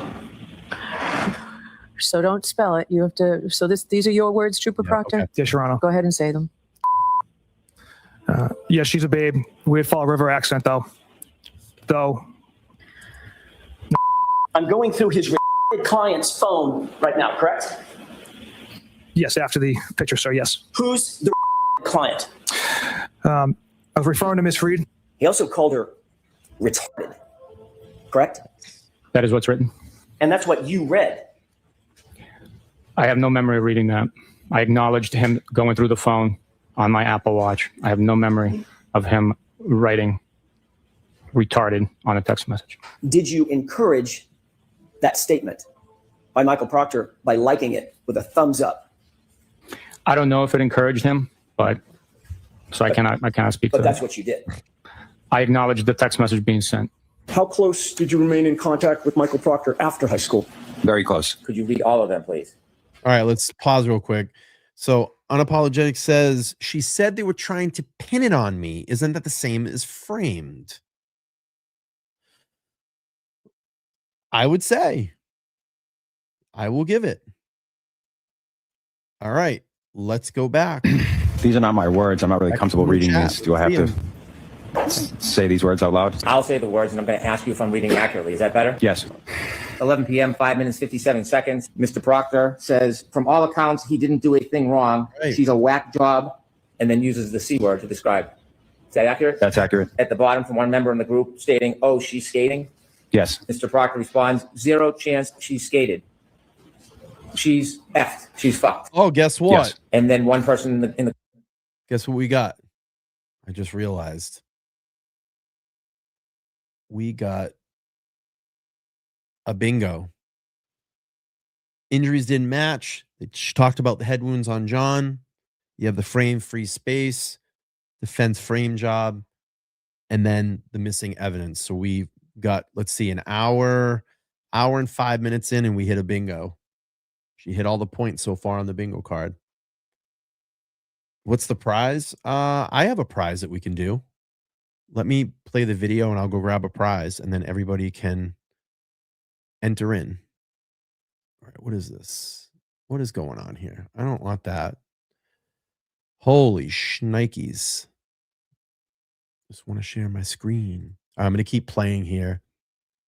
You have diagonal bingo also. Do I? Oh, yeah, I do. Yeah, look at that. We hit multiple bingos on it. Let's see the bingos in the chat. I'm going to go get a gift, and then we're going to do this. All right, here. The group says, You're no back. ass bitch. Yeah, Accurate? that's accurate. Mr. Proctor, there's a response, laughed at, quote, no ass bitch. Yes. Somebody in the group says, is that chick a smoke?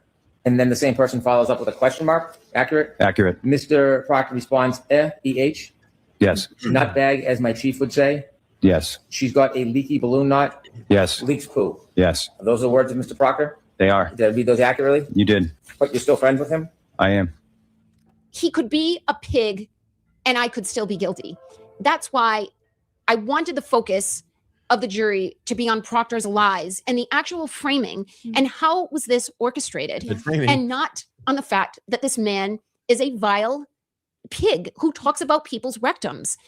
You could still have a guilty woman and just a very unprofessional investigator. I cared much more about the lies that enabled him to pull off what he pulled off.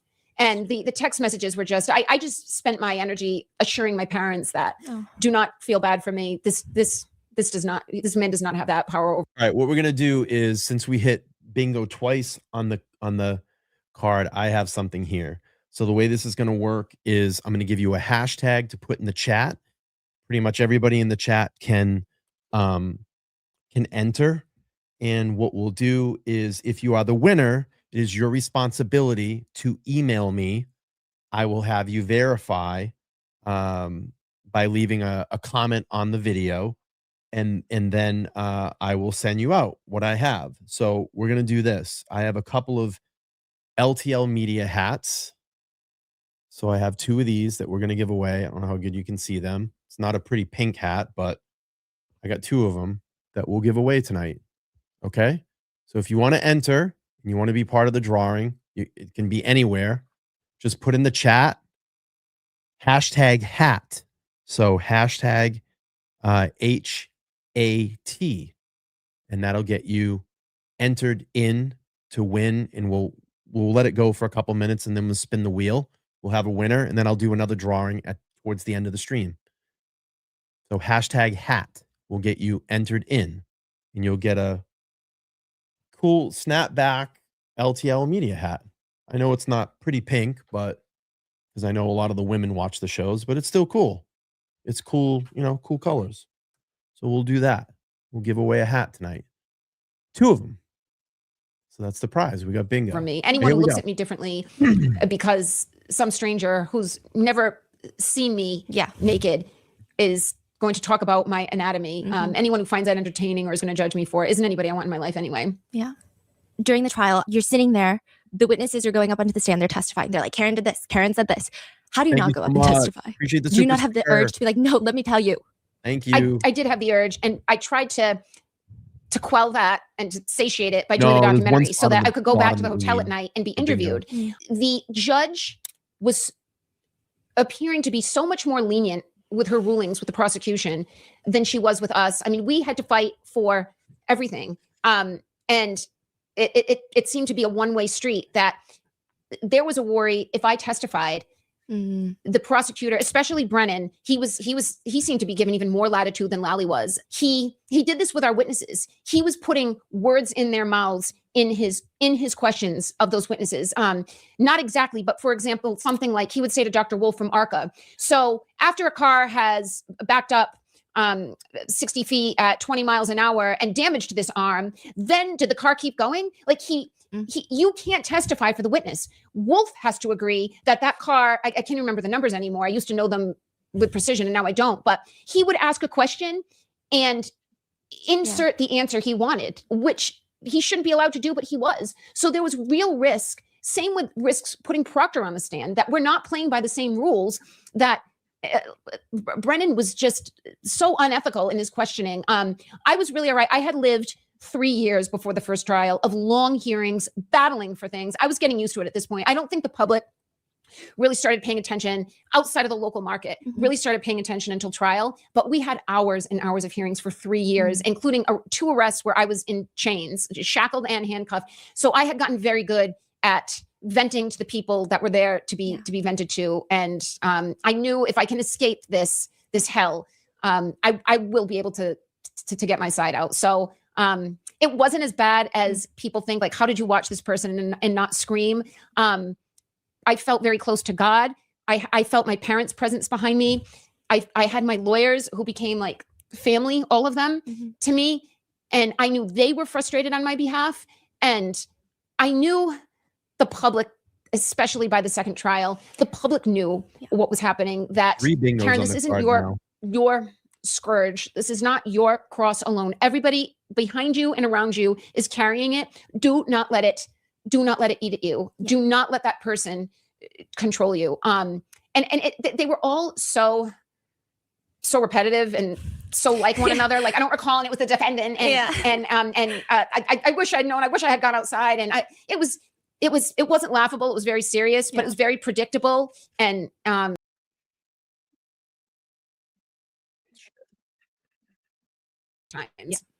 Did you get a vibe that? All right, real quick, pause. Listen, I only have 28 entries. If you want to get an entry in for winning LTL Media hat, you can just put in hashtag hat. I'll let it run about another 5 minutes, and then we'll draw this one. And then, we'll draw one towards the end of the stream. I got 2 that I'm going to give away.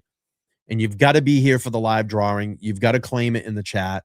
And then what I need you to do is you're going to email me, and then I'll have you enter a certain phrase on this video as a comment. That'll verify you. We'll get your address, and then I can send this out. So you got to be able to do those things.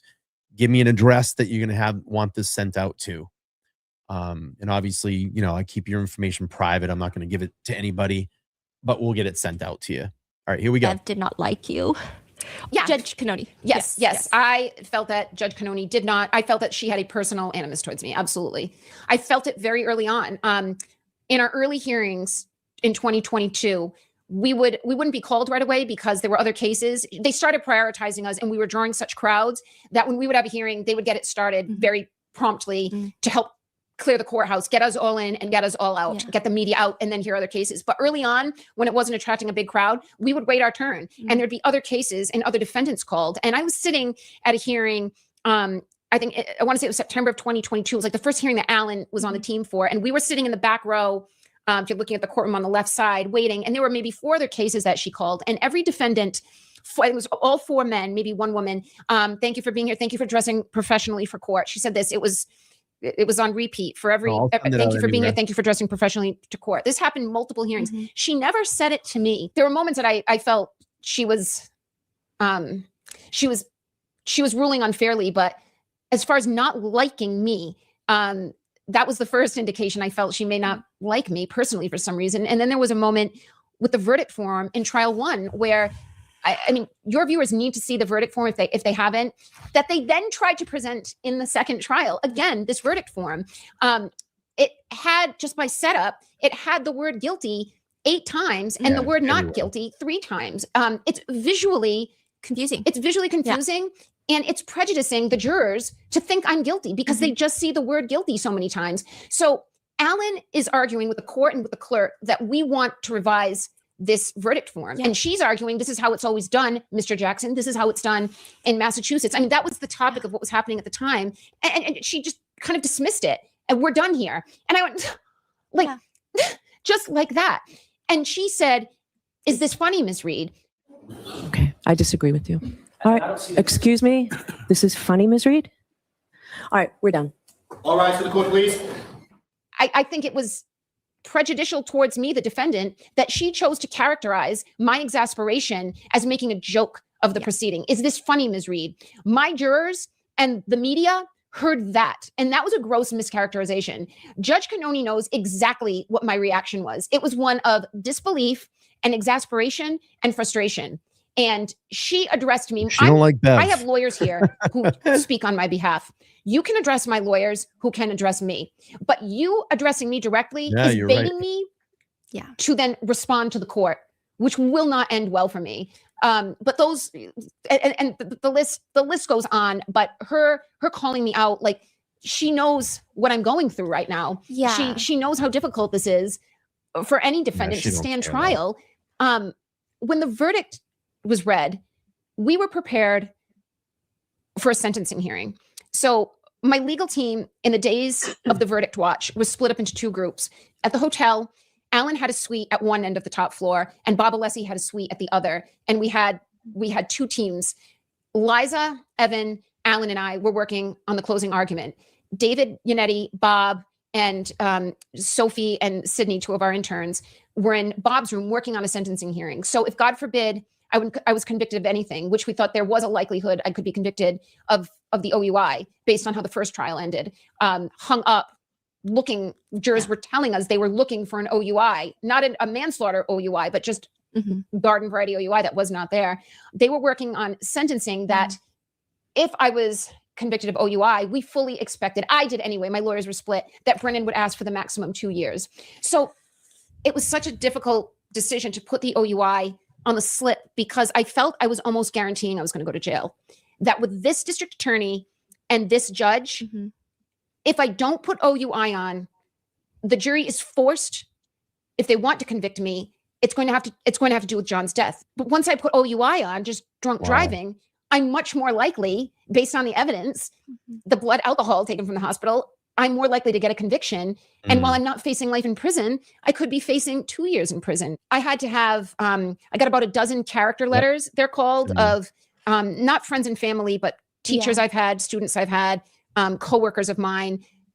And the character letter has to be written on the premise that you are guilty. You're not arguing for my innocence. You have to accept the conviction, but then argue for the judge based on my character and what they know about me personally, that she should go light on sentencing. So I'm in one room preparing for a full acquittal with Alan's clothes. And then I'm running down the hall and making sure all the character letters are getting printed. And we have case law for the judge that this is a first time OUI. What do you do for a first time OUI? You suspend their license and they go to a drunk driving class. If Brennan, which we expected was going to argue for jail time, we had to have a robust motion in opposition. Why not? So the verdict is read. I'm relieved, but I'm still waiting after the final not guilty, the leaving the scene was read. I still have sentencing because I was found guilty of the OUI. So Judge Cannoni looks at Hank Brennan and says, and what do you recommend for sentencing? And this was almost more shocking than the verdict. Truly shocking. Like, I had expected it, if I had to bet an appendage, had thought if I was convicted of OUI or anything, Brennan would ask for the max sentence. And I thought she would split the baby and say, well, the max is 2, I'm going to give her a year, which is still devastating. So she looks to Brennan and he says, the Commonwealth recommends 1 year probation with a suspended license. And she looks at him and says, same as every other first-time offender. And he goes, same as every other first time. And it was like the most charitable thing. Actually, not even charitable. I'm miscalibrated. It was fair. You're not used to that. Hey, Mr. Brennan, what's the Commonwealth's recommendation? I'm going to pause here really quick. All right, let's draw the hat. Let's give away a hat. This is what we do. Give away some stuff.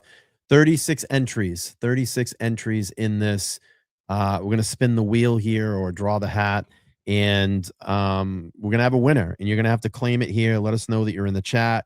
If you don't claim it in the chat, then we move on and we'll redraw. But we're going to give away one of the hats. LTL Media hat. It's cool. Snapback. You can wear it, put it as a memento, a token, whatever you'd like. All right, here we go. We're going to do this away and draw this. And the winner is, all right, Karen. Karen, you are the winner. You are the winner. And what you need to do is, I'm going to drop my email address here in the chat. Let's do this. So the email will come up. And Karen, just reach out to me at my email address, letstalklivepodcast@gmail.com. And we will get this. Just email me. I'll have you verify something after the stream. I'll have you put a comment. We can verify you, and then we'll just get your address, and I can send this out to you. So I'll put up another drawing here in a little while. We'll get through more of the interview. So congratulations. You'll be getting a hat. Appreciate you. Appreciate you being here. Appreciate you being a member and supporting the channel. All right, let's go back to the stream. Here we go. Sentencing, you recommend a probation 1 year 24D program. So the standard that everybody else gets on a first-time OUI? Certainly. Okay. We ask that you be treated no differently, no better. So I'm happy to do it. All right. Thank you all. 1 year probation, 1 year probation on docket number 002. It's the wildest turn of events. I couldn't believe that this man, Brennan, was just arguing in his closing argument 2 days earlier for me to spend my life in prison. And then he has a moment with a judge that seems favorable to him to send me to jail enough to hurt. A week is enough to hurt. And he says, just slap her on the wrist. I looked at him and it just, so wait, were you faking all along?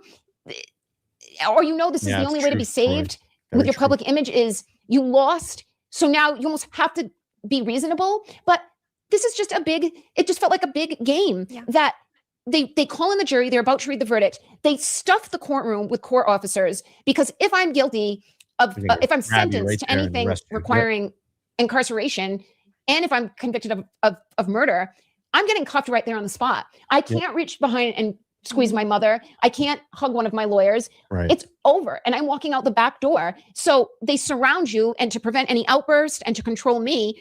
And then in the blink of an eye, it's, just make her go to a DUI class. And there's a parade out front for her too, by the way. It was just, that was the most befuddling of the 3 months of the second trial was when Brennan said, just 1 year probation. I'm like, wait a minute. You've been trying to end my life. Can you at least be consistent and pretend you think I'm a bad person? Can you just finish the charade? And even with the judge. So the standard that everybody else gets on a first-time OUI? Certainly. Okay. It was same as every other. I haven't felt same as every other defendant at all in this courthouse. Right. That I was still in shock at that I was convicted of the OUI and that Brennan didn't argue and all that work we did. Of course, because we were prepared, we didn't need it. Thank God. But that was one of the more shocking events of the second trial for me. Going to be a little break here, right? It is entirely a brand new year, which means All right, we're going to skip through the break. Let's go here. you as thinking something is funny. I feel like during your trial, there was so much emphasis on your demeanor, your expressions.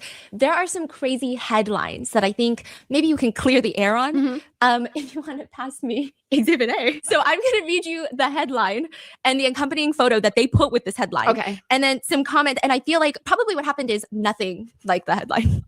I'm sure. Thank you.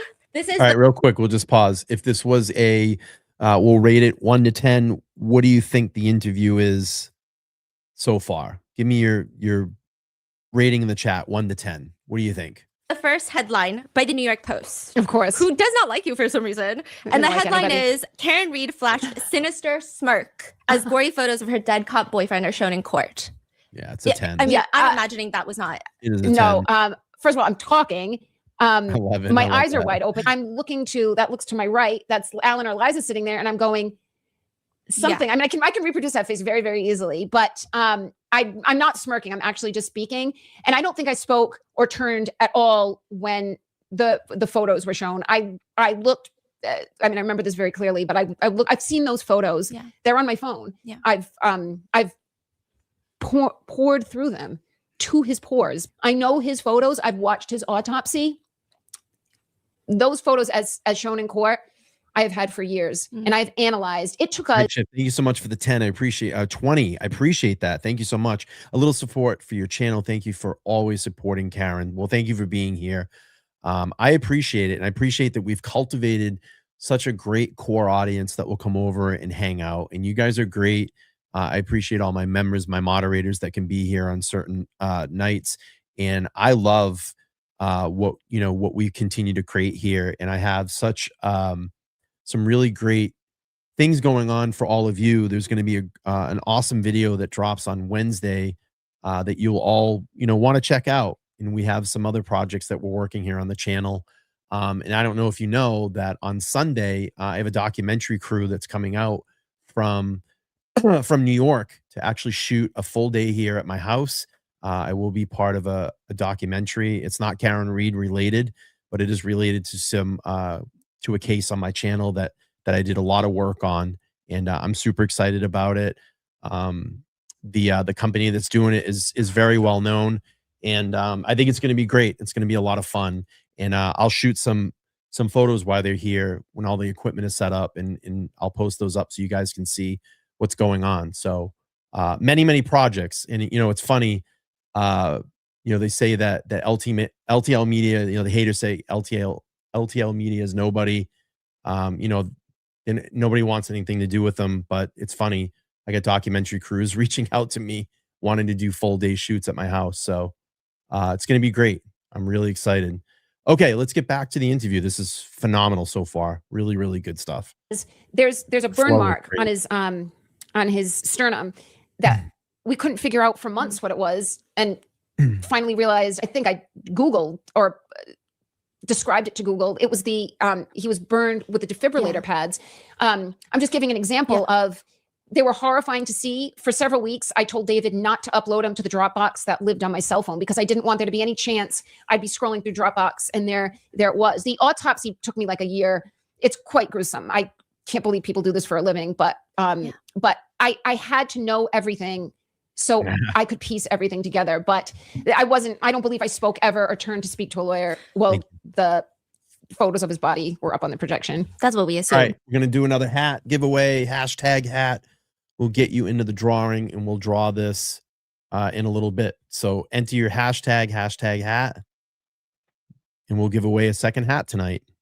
And anybody can enter. So please enter again. I know Karen, if you want to put your name back in there again, you can.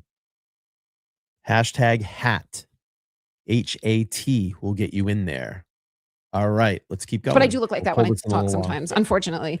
This one is also wild. Karen Read rolls eyes, snaps at defense team as she stands trial in murder of Boston cop boyfriend John O'Keefe. Oh, I'm sure I rolled my eyes. I know I have rolled my eyes many times. I speak very emphatically to the defense team. I'm very animated and emotional, but I have never snapped at them. I imagine. Even if I wanted to, which I've never wanted to, I would never do that. But there were many times in trial that I looked at a lawyer. It was easiest to look to David because my back would be to the camera, but I can't help it. Yeah. I definitely rolled my eyes during trial many times. And honestly, it's crazy that they're doing this. And like the people's comments is even crazier because I don't know what people want from you. Like, do they want you to be stoic? Do they want you to? You can't win for losing. Yeah. If you're crying, then Yes, it is. I am out of tears. I'm out of tears about the tragedy of January 29th. I have mourned for months and years before the public ever knew me. But that's why lawyers advise you. You've got to look at the way the jury's looking at it, that they're seeing those photos for the first time. You have to pretend like you're looking. It's hard for me to pretend much. I can't fake things. Then I feel like I look like a faker. So I try to be stoic. I could not cry. I would not allow myself to cry. I would not cry in front of the O'Keefes. I would not cry in front of the prosecution.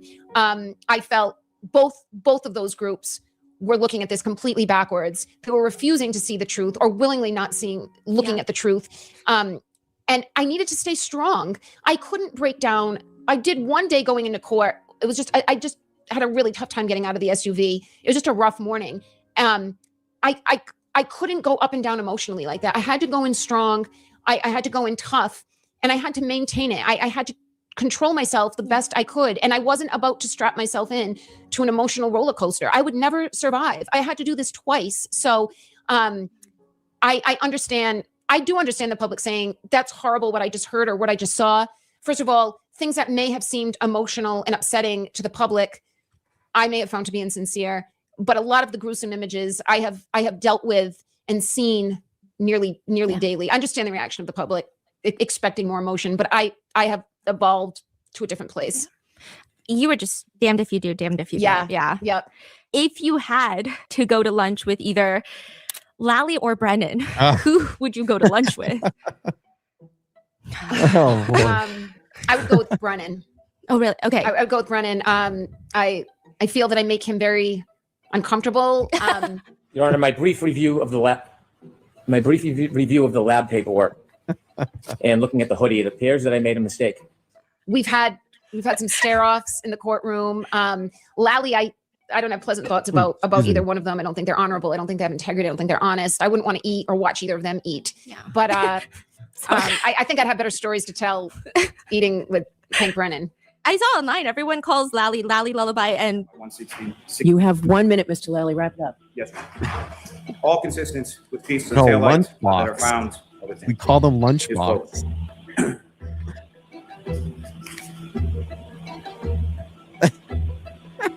That's great. I'm just coming if I could. It's very monotone. Yeah. I was really surprised at how neither seemed to really prepare much. Like Lally might have read, I can't even remember. You know, you don't practice a memory, you don't remember it anymore, and you tend not to want to practice painful memories. So I can't remember if Lally read. I think he did for his opening and closing arguments in the first trial, but Brennan did not.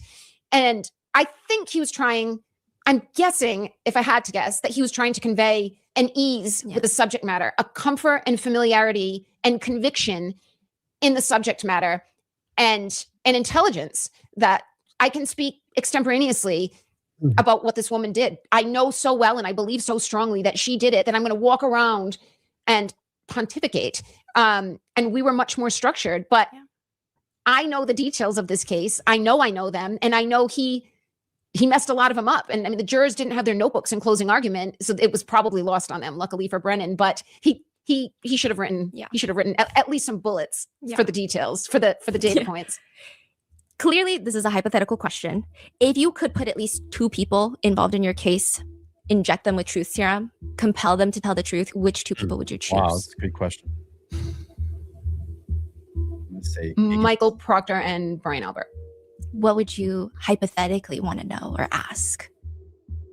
The truth. About that night, about everything? The night, the months. I have a pretty good guess of how things, I've seen these men, they were on tape sparring and shadow boxing just minutes before. Thank you, Brenda. Thanks for becoming a new member. I appreciate the support. Just minutes before. I can surmise, based on what I know of these people, what I know of John when he's been drinking, what I've seen of Colin Albert when I've had to cross paths with him, I I can surmise what happened. I'm more curious about whom they had to enlist in other events that unfolded over the following months as we made headway, probably much to their disbelief. Have you run into them since the trial? Any of them? Like in public? What would you do if you did? That's a good question. I want to say no, but let me think about it. Like I was in a bar. I was at the Warren Tavern in Charlestown, and a girl who works there is a very staunch supporter. She was at many of the trial dates, and she had told me that Brian Albert had been in there. I know that I've missed Brian Albert a couple times. My guess is he is not embraced in Boston establishments the way I am. But no, I don't think I've run into. Thankfully, I don't care to see. I don't fantasize about it. I don't need to see any of these people. What about like people who think you're guilty? Like, have you run into them in public? And how could you tell? Because is that what they say, how they act? Yeah, I had one person out of, at this point, over several thousand, come up to me on Hanover Street. I was leaving a restaurant, Saraceno's, where the owners have been incredibly hospitable to me and my legal team. Throughout trial, we'd pop in there all the time. And some woman, very haggard, older woman, came up to me and asked me right outside the restaurant. We had just left.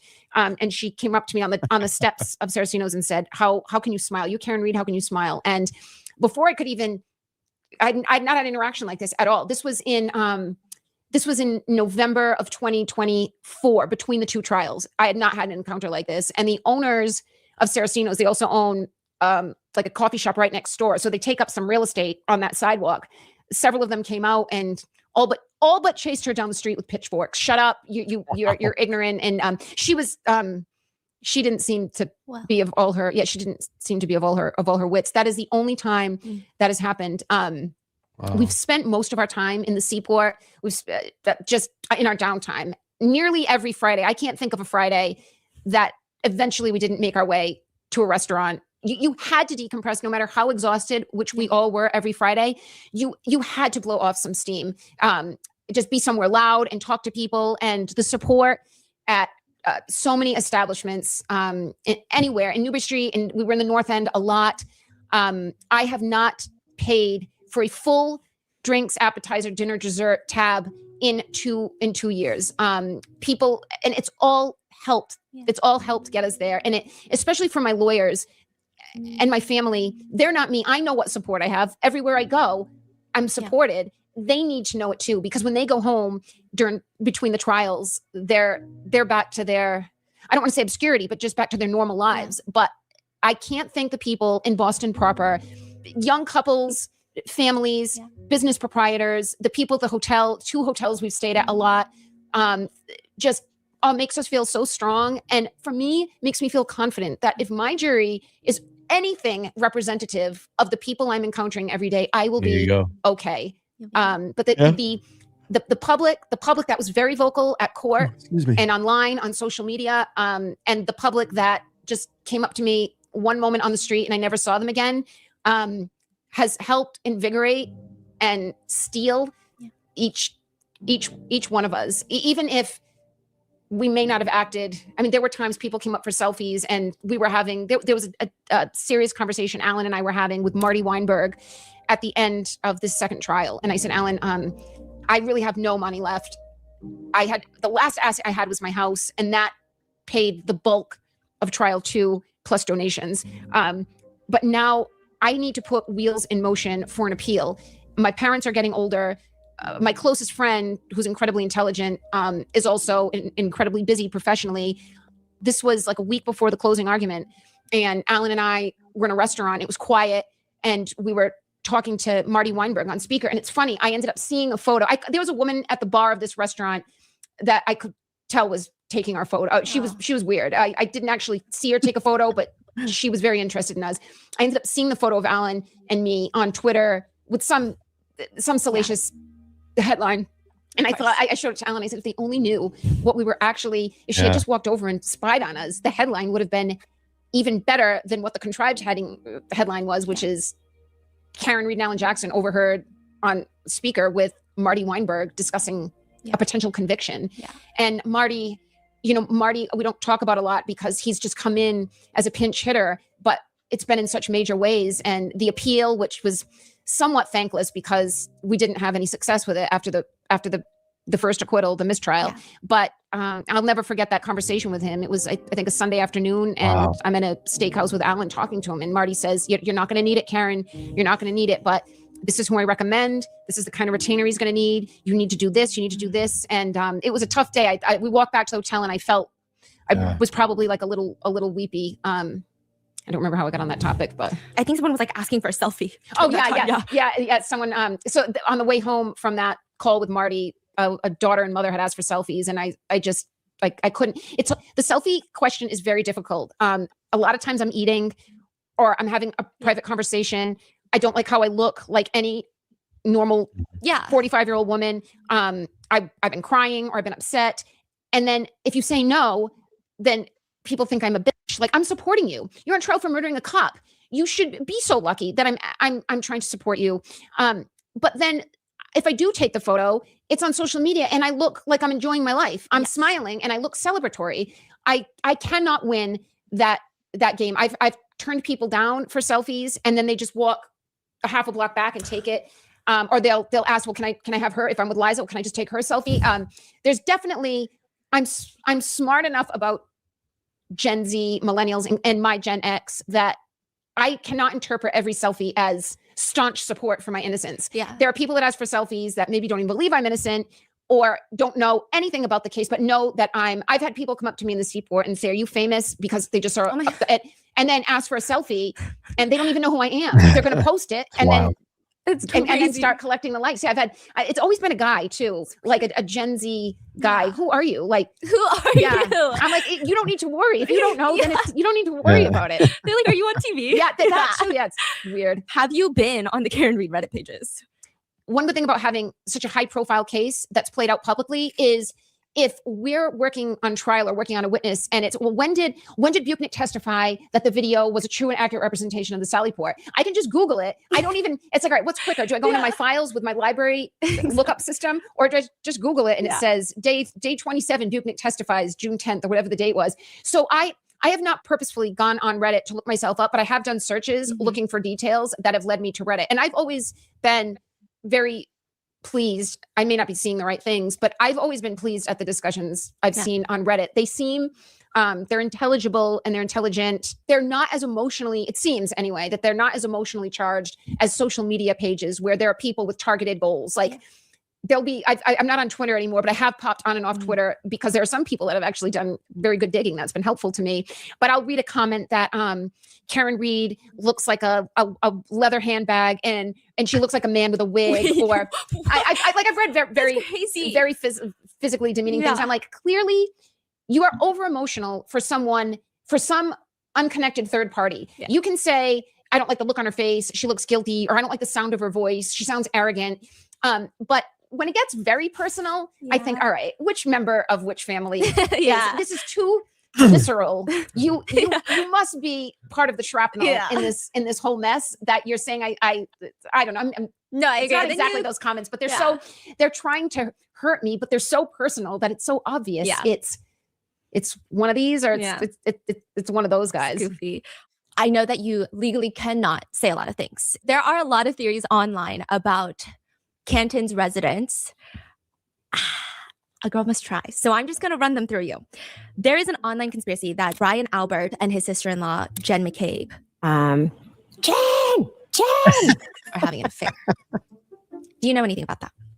I do not know anything about that. I had read things like that very early on. John O'Keefe had told me when we first started dating in 2020. So we started dating very early in the pandemic. We had dated when we were in our early 20s, but we reconnected. He reached out to me during the pandemic. I think just because everyone was stranded at home and resorting to social networking. And he had told me, like our second date, that there is this according to John, that there was at that time a swinger scene in Canton, which I had read in Boston Magazine that there was one in a different Boston suburb. I'd never read specifically about Canton, but John insisted there was. And I think he can't be the only person, and I can't be the second person that's heard that rumor, fueled by these are people in their 40s, 50s, and 60s in some cases, hanging out all the time, drinking very late, drinking with family. So I don't know if there's truth to it, but I could see how rumors like that start. I had heard it from John, not about anyone in particular, but about couples in Canton. House long to die in cold. Oh, I love it. What's the weirdest thing you've ever Googled? That's a good one. What's the weirdest thing I've ever Googled? At like 2 a.m. Oh God. Yeah, like 2 a.m. I'm sure I've Googled something weird. I haven't Googled anything incriminating. Yeah. I'm sure it had something to do with like matching wires on a chandelier at my house, or something like to do with fixing something. Like, what is this bolt that's sticking out of my lawnmower or something? But I don't know. I don't think I've Googled something like perverted in any way. But there is an online rumor that Jen McCabe has voodoo dolls, plural, of you. Do you believe it? I don't believe that. You don't? I don't. That's good. Okay, because that would be creepy. I don't know how I would feel if someone had voodoo dolls of me. I feel like it's not working. Yeah, that's true. My husband saw a post on Chinese social media. A former student of yours wrote, and this is translated, so I'm going to read it. Okay. Karen Reed was my university professor. Back when I was applying for graduate school, she was the one who wrote my recommendation letter. She is sharp-minded, always positive, and someone I often had long, inspiring talks with. She encouraged me a lot. She even told me how I should learn to protect myself in the future. The financial industry is not a stranger to male supervisors and female subordinates with quid pro quo situations. I watched all the live stream news coverage of her trial. I tried to stay in touch, but I couldn't find her LinkedIn, so I decided to write this post to commemorate her. She will always have a special place in my heart. Is her name Claire? Can you check? Yeah. You remember? There was a group of Chinese students I had around 2018 that I got very close with, and they would just hang around, and it stood out to me because it was winter semester, and I taught till about like 10 at night. So when a student stuck around, they'd walk me to my car. I did bond with that group, and one in particular named Claire, but it might not be because I think I am connected to her on LinkedIn. I'm sad I don't speak Chinese because I never saw that. Oh my God. Yeah. The name I saw was Lulu Chen. Maybe that's her Chinese. Oh, I do know who that is. I do know who, oh my That's God. awesome. That's cool. Oh, I have not thought about her in a minute. Because of all that's happened. I do know exactly who that is. Wait, Lulu you Chen, remember all your students? I remember her. Oh my God. No, because if you write a letter and she's saying we had these conversations, and I remember very petite and long hair, and she was very very, very trendy. I remember Lulu. She even said that one time she walked into the class and you complimented her on her shoes and bags. Yeah, I was just gonna say, I remember her bags. I was just trying to. She's saying you're the most fashionable teacher. And that doesn't take much. That doesn't take much. Wow. Yeah, she was very fashionable, very earnest, and I know exactly who she is. So hi, Lulu. I hope you're doing well. Do you miss teaching? Do you like? I do. Yeah. What did you mainly teach? Like, so finance, but like what? I taught a few different courses, but mainly I taught an introduction to capital markets, like how the stock market works, how a company goes public, how to analyze a company's financial statements. We did a lot of real world examples. I taught through the financial crisis. I started teaching in 07 or 08. I started at Fidelity in 07, and I started teaching in 08. I felt at Fidelity, I was very, very much junior. I was a very small fish and just the best pond to be in, but it was difficult on my self-esteem. It was a lot of strong personalities, incredibly intelligent. The biggest investors, literally the biggest investors. It was a great place. I would never have left on my own accord if I didn't have to. But I felt just for my self-esteem, I wanted to do more. I felt like teaching kept me sharp in a different way. Work, I was always, my full-time job, I was always learning. But teaching, you have to be prepared every class that there is a student smarter than you, or many students smarter than you, at least on some topic. Yeah. That there is something he or she has a personal interest in, broad or narrow, and they are going to know more than you. And you have to know, how deep can I prepare? How much can I help enhance the subject matter? And when do you say, I am not familiar with that. I'm not familiar with that company, or I'm not familiar with that investment product. You cannot fake it. And Bentley is not the Ivy League, but I had incredibly intelligent Ivy League worthy students every semester that I did learn things from, but you've got to know your boundaries. But you also want to push them that if there is interest from students in a topic that I'm not overly comfortable in, how much can I learn so that we can extend this topic. But I loved it. I loved the students. I love being back on campus. I've always been connected to Bentley. My dad's worked there my entire life. I went to basketball camps there in high school. I went to undergrad, went to grad there, and I miss it. But this, I haven't chosen this, but this is what this was the bigger purpose for me. Mm-hmm. I don't have children. I don't see that happening at this point. But my legacy is going to be my impact on Massachusetts and possibly broader criminal justice. And what I did at Bentley and what I did at Fidelity can be easily, maybe Bentley not so easily, because teachers, you have freedom and subjectivity to turn a class into whatever you want to turn it into. But this is, like it or not, this is what I'm here for. And this is what my parents and my friends and my lawyers, this is why they went to law school. We're going to change. We've already changed things. Even if I was convicted, the change has happened. People, even if that jury came back and convicted me, people who watched every day of that trial or 3 days of the trial know what they saw. They don't need a jury to confirm it for them. I've read comments online when I've indulged against my better instincts that I'm going to let it play out. It hasn't been, I'm not going to buy this conspiracy. It's all up to the jury. I've read many comments like that. Like let the it's usually from the other side, the baddies. Let it play out. This is for a jury to decide. Like, what a narrow-minded way to go through life, that I'm going to let a jury tell me. I mean, it's one thing if you don't watch it, then I guess the jury is the next best thing. What is their opinion? Juries tend to be reasonable, but read the filings, watch the witnesses. What are you you're going to let someone else make up your mind for you? That's like having someone else tell you who should be president. Yeah. Well, I didn't vote for this president, but that's what the majority says, so that's who it should be. Those comments are, it's just a cop out. Yeah. It's a way to not address the elephant in the room. Would you ever be a lawyer? Like, would you ever become one? Never. Never. I feel the system is too broken and I'm too old. I think if I were younger and I had more energy, and I hope our law clerks, who we were so blessed to have, which was a brainchild of Alan Jackson's before the first trial, like I'm running out of money. I've got a house and then I'm out. And then I just have to hope the charity of others gets me there. And he said, well, I've got an idea. Let's see if there's any law students. We've got the best universities up here. Let's see if any third-year law students want to help. And we just got to rush. David went to BC Law. Alan went to Harvard. And we had a week of interviews, Zooms. David and I interviewed. Each law school sent out a wanted email.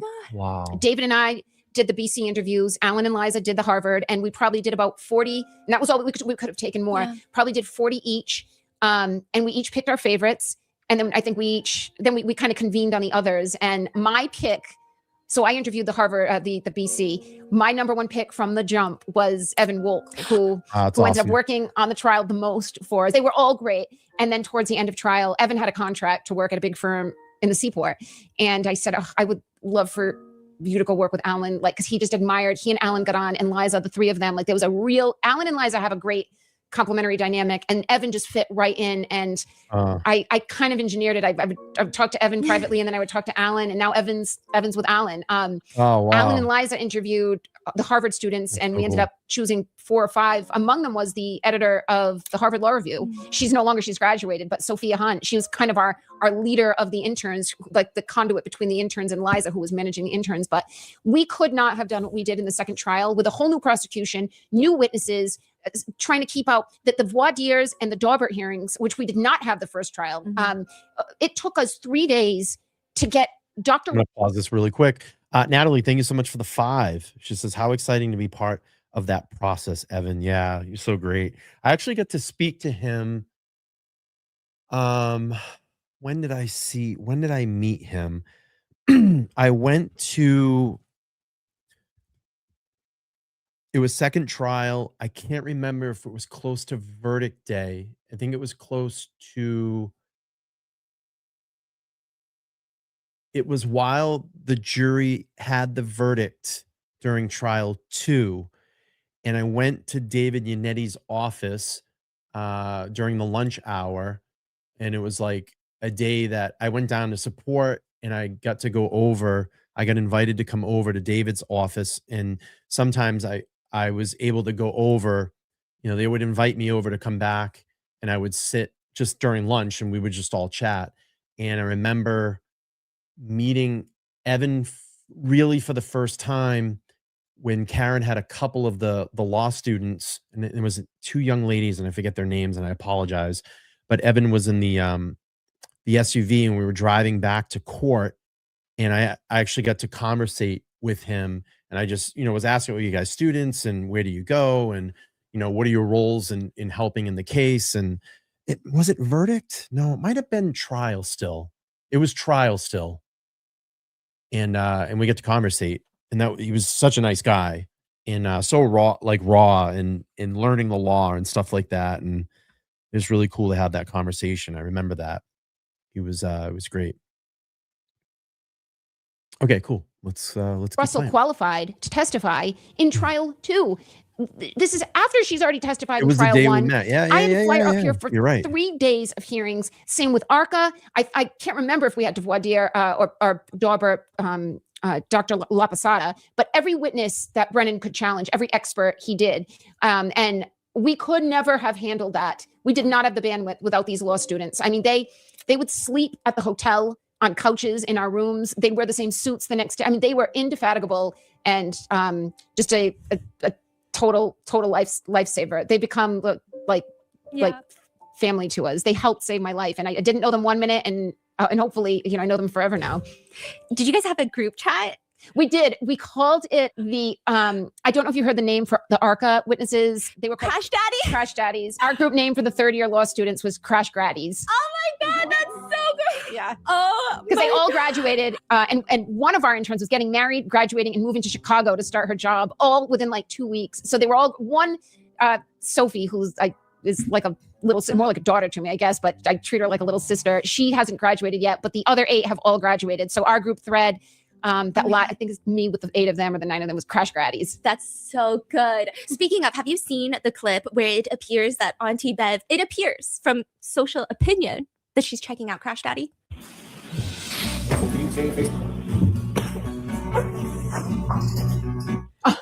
Have you seen? I've seen that. Okay. I've seen that. It's played in slow motion, which anything in slow motion, that's how you get Exhibit A is pausing things at the wrong time. Yeah. She seems too self-conscious of a woman to have done that, knowing she was on camera. But what you're referring to, I have seen. You're going to stay in Massachusetts forever. No, Like, God, I you hope I don't have to stay much longer in Massachusetts. Where do you want to live? Anywhere but Massachusetts. 49 other states. Yeah, anywhere. I could be in the middle of the woods. I could be on a farm. I could be on the water. I don't care. I care who I'm with. Yeah.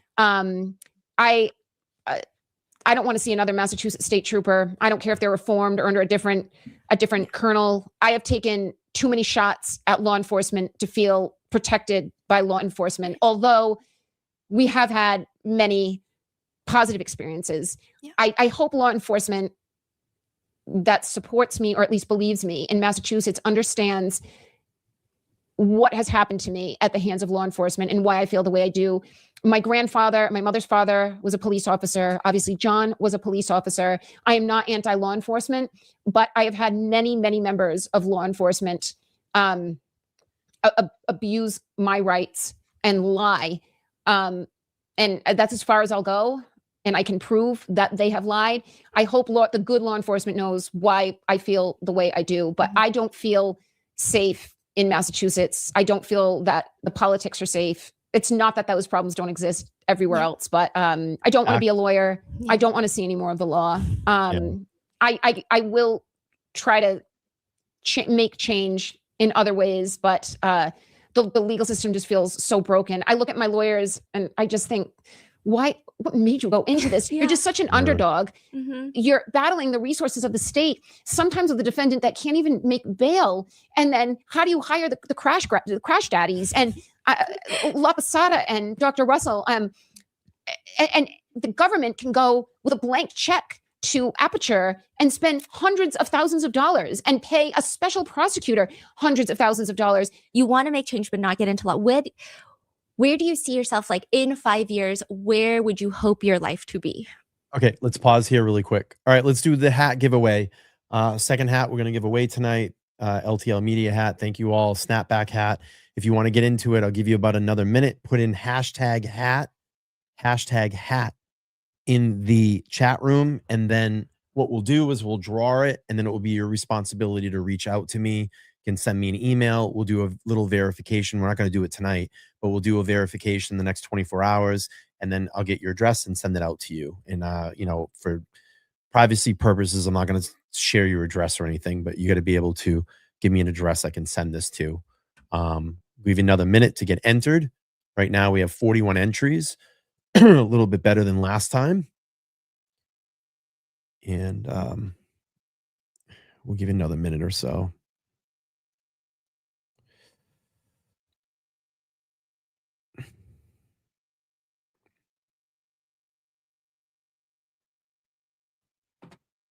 All right. 43 entries. All right. Another minute.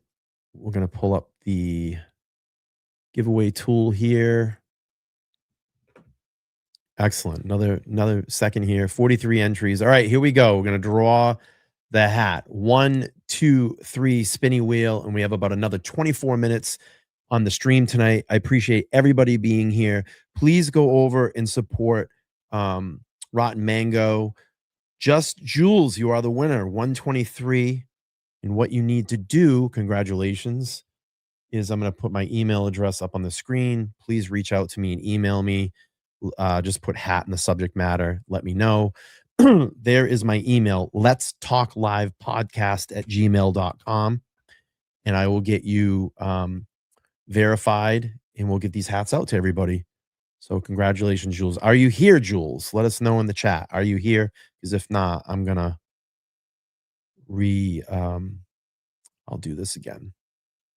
We'll redraw it. Let's see. Oh, great. She's here. Cool. Yep. Just reach out to me. Let's talk live podcast@gmail.com. It's right there if you want to screenshot it or however you want to do it. And then just email me your address. Or I'm sorry. I'll get you verified. Then we'll get you email your address and we'll get this out to you. Cool. All right. Let's finish this up. Let's go back to the interview. Thank you so much. Make sure to smash the like button. Subscribe if you haven't done that. About 24 more minutes. Here we go. I hope within 5 years we've written the book, which I think will take longer. I'm not even, I can get there if I have to, but I'm not even in the headspace to start regurgitating and reliving all this. I would, and I need the money. So I'll do it when I have to start doing it. But I think the easiest thing I can do is just keep telling the story. There are so many facets to this that the public doesn't know just because there hasn't been, and this is my first real interview. There's so much of what is entailed in this fight that you know more about this case than average, partly because it's played out twice and it's about to be played out in a different form a third time. But what it takes to mount a defense, to even stay somewhat competitive to the prosecution, I think the details, the financial costs, the sweat equity, of course, what these lawyers have to sacrifice. Glad for you to be here. Amazing anyone's acquitted. It really amazes me. And my Thank case you, was Little. easy to prove. My case was logical. Yeah. If it Thank walks you like so a duck much. and quacks like a duck, it's a duck. And we still were met with just such a fight. We can do more of those. I think the bingo thing was fun. Yeah, we got it in the first hour. I thought it probably would have drawn out a little bit longer, but no, we can do that again. That was fun. From the Here we go. government that I've paid taxes to, and they threw everything at me that they could and didn't come close. I think the public needs to know, they need to be more careful. They need to know their rights. They need to know not ever to speak to law enforcement. Unfortunately, we can't cooperate the way we would think we need to, because if God forbid this goes south, it will be used against you in a court of law. It will be manipulated against you in a court of law. It will be taken out of context against you in a court of law. You know, we're trying to put together this YouTube channel, Alan and I, and I read a couple comments like, I'm done hearing from Karen. What does she have to? I can tell you what it's like to be a defendant, and I can tell you what it takes to be the system. It's a lot more than what you think. I've lived now 6 months, 3 continuous at a time. Again. And then what I'll do? I'll do the bingo again, and then what I can do is, like maybe a day before the stream or something, I'll put a link up where you can actually download the bingo card. And if you want to do it at home, we can do it like that. We'll do that. So then you have a little memento from the show that I do them in. Maybe we'll incorporate that a little bit more when we do these kind of playbacks or stuff like this. So, or when we watch trial or testimony, Okay, here we go. Defense team with ancillary members of the defense team with law students. We had a documentary crew with us at one point. It's emotional and trying and exhausting. And there's a lot of choreography and personnel management, I'll call it, to walk into court looking how we looked every day and to be cohesive.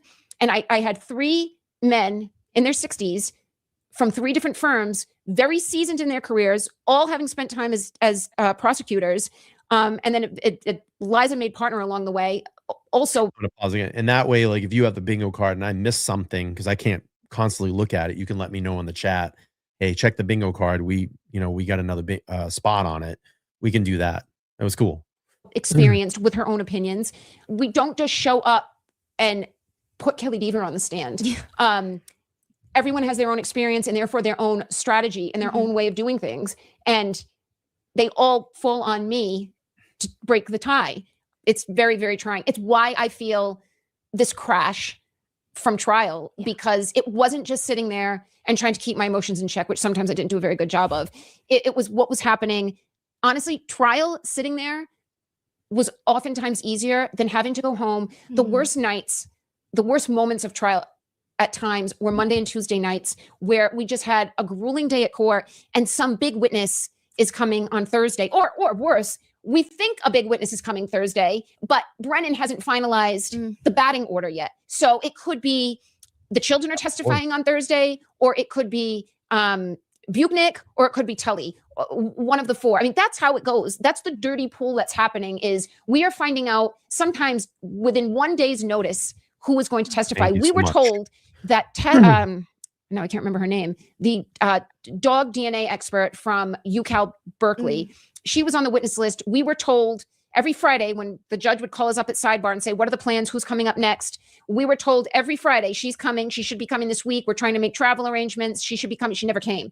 And we have our own opinions about why she didn't testify. But it wasn't as if we had this roadmap of trial and we had some time to plan.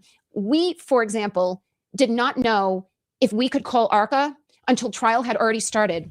So Crazy. Judge Cannoni told Alan the morning of opening statements in trial 2 that she had not made up her mind about ARCA, and he was therefore disallowed from mentioning ARCA in his opening statements. So that meant Hank Brennan presented his case, and you're going to hear from Aperture, ladies and gentlemen, and 2 PhDs. Oh, well, that's right. Shannon Burgess lied about his degrees. 1 PhD is going to tell you that car backed up at 24 miles an hour, 62 feet, and it spun him around like a top, and he fell and cracked his head open. Then we get up to give opening statements, and we've got the federally contracted ARCA PhDs who've done all this work, and we've had them now for a year, and we can't mention them. So if jurors were paying attention, they'd say, well, wait a minute. So the prosecution has a physical reconstructionist who's going to tell us that car damaged that body and that body damaged that car, but Reed doesn't have. Why they can't prove it? So they go into trial thinking, I don't think Reed can physically prove that this didn't happen. This is Cannoni handicapping us. So she said to Alan the morning of opening, you have 10 minutes. I have not ruled on ARCA. And Alan said, Your Honor, it's in my opening statement. I can't not talk about them. They're arguably our 2 most important witnesses. And she said, you have 10 minutes to sit at the table and edit your opening. Unreal. And she gave him exactly that. I've never seen Alan, and I've seen him in different states of pressure. This was unspeakable, what she was putting him through.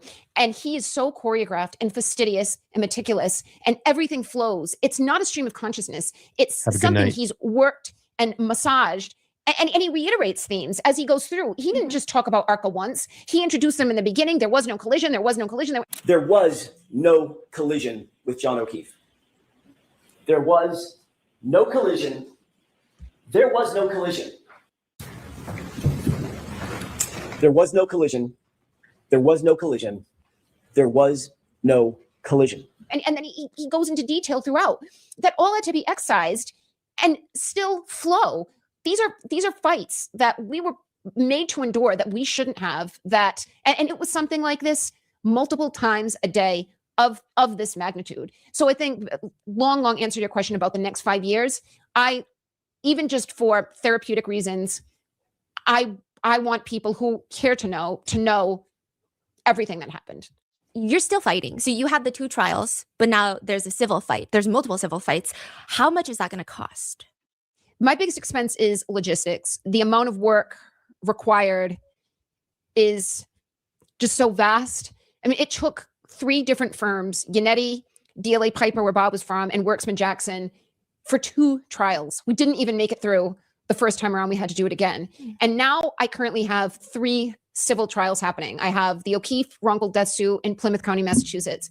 I have my suit against Canton PD and Massachusetts State Police in Bristol County, Massachusetts, both state. And now I have the federal with the Alberts, McCabe's, Higgins, Proctor, Tully, and Buchnick. This is why it's very important. This is why it's still very important to fight for Karen, to help Karen fight. And that's why we've been doing, exactly, Peggy, that's why we've been doing these fundraisers. And right now, Karen's fundraiser, her civil accountability, her civil defense and accountability fund is at $42,209. When I started my stream tonight, it was at like 41,000. So she's getting donations again. People are trickling donations. And I'm hoping by Friday, you know, we're at 50,000 and we can keep, you know, tacking it in. And we thank all of you, because when we first started doing the fundraising for Karen, you know, there wasn't a lot of emphasis on it. I think it was under 10,000 when we started doing the first fundraiser. And now look at it, it's almost at $42,000. And I'm going to tell you, I mean, it's over 42,000. I'm going to tell you, you know, with this podcast coming out and getting this out to, you know, 6 million people. And I just looked right now, it has over 250,000 views on it. So, you know, it's going to get to 1 million. I feel very strong by the end of the week, this will be at 1 million.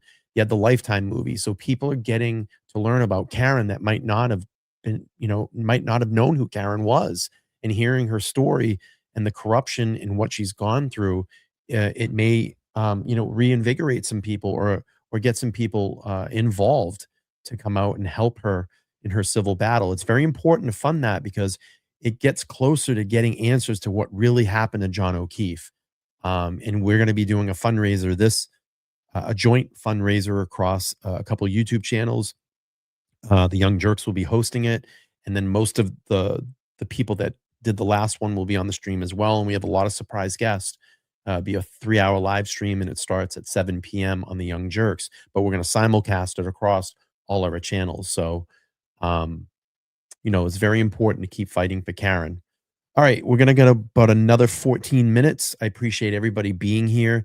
The stream was all well worth it, and it was all worth having you all here supporting. If you haven't subscribed to my channel, please subscribe. I would appreciate it. Hit that like button as well. And also, please go over to Rotten Mango and support Rotten Mango. Subscribe over there as well. Hit your bell notification on, and I will leave the link to her channel, Stephanie's channel, down in the comments below after this post. So here we go. So that's 3. Alan is still one of my attorneys. I am not currently compensating Alan, but I do pay for all the travel and logistics. I have paid modestly so far, she and Finney, but the amount of work they've done on a billable hour rate is already astronomical. I mean, they're doing something robust for my case as I sit here right now. They're amazing. And there's 3 of them, and they're all just like Alan's firm. They're all complementary. They work together for a reason because they're good together. The worst is over. I am used to fighting now.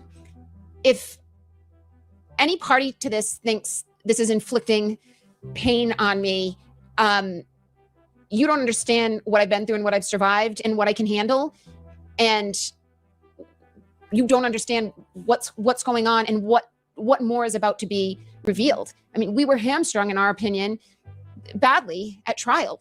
There's more evidence and there's more of a story to tell.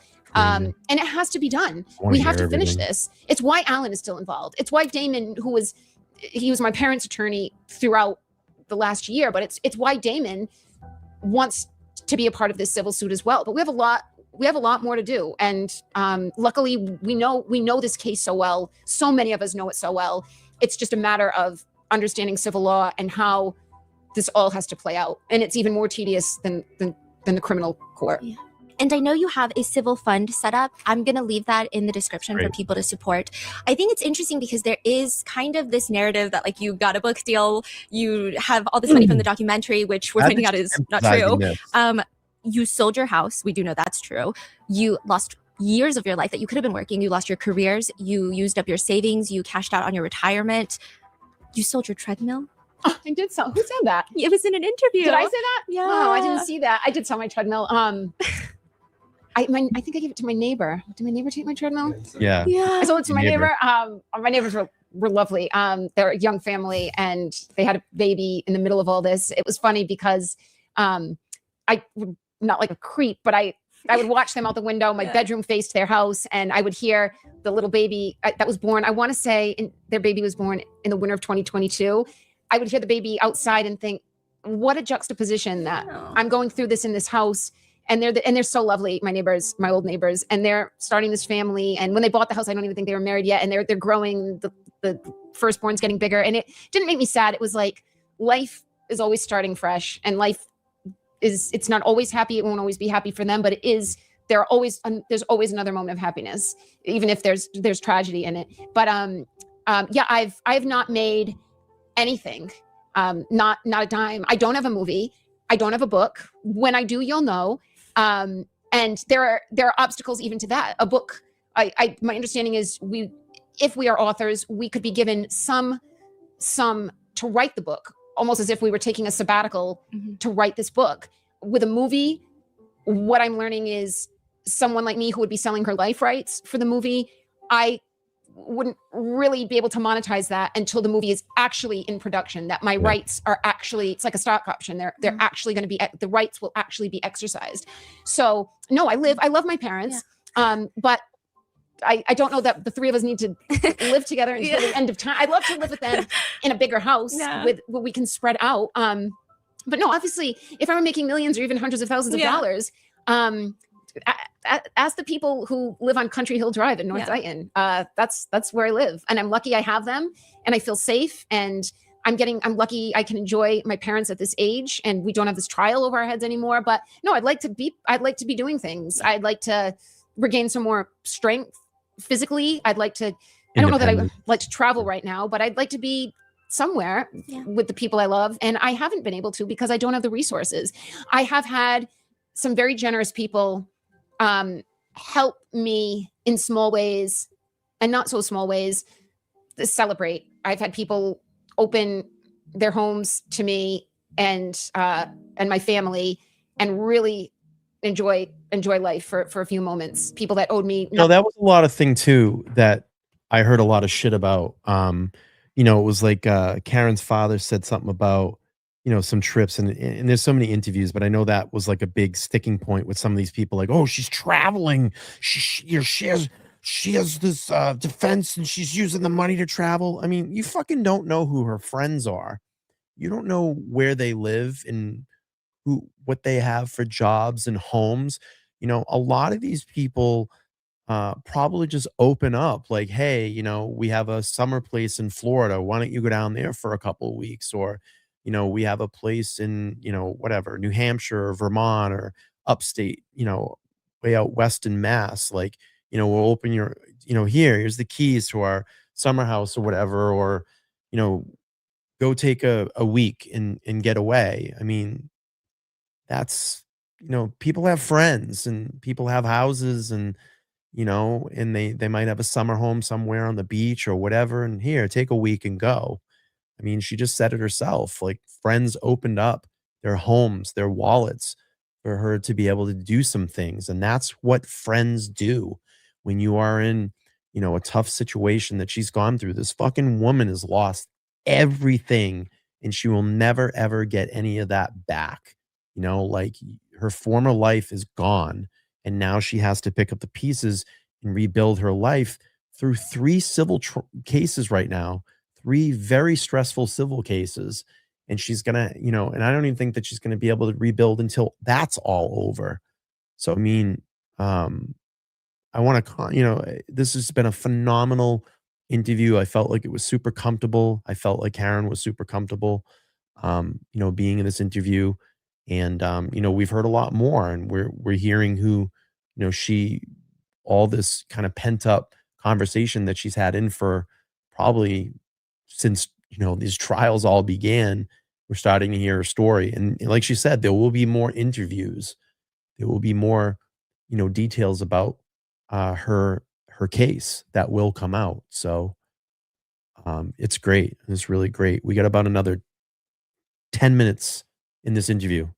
Enjoy. Nothing, and I've gotten a lot of offers I haven't taken, but and I've got a lot of work to do. So wherever I go, I can't really just unplug. But I haven't made any money. I haven't made any. If you can find an example, if someone has a receipt, by all means, and I'll answer to it.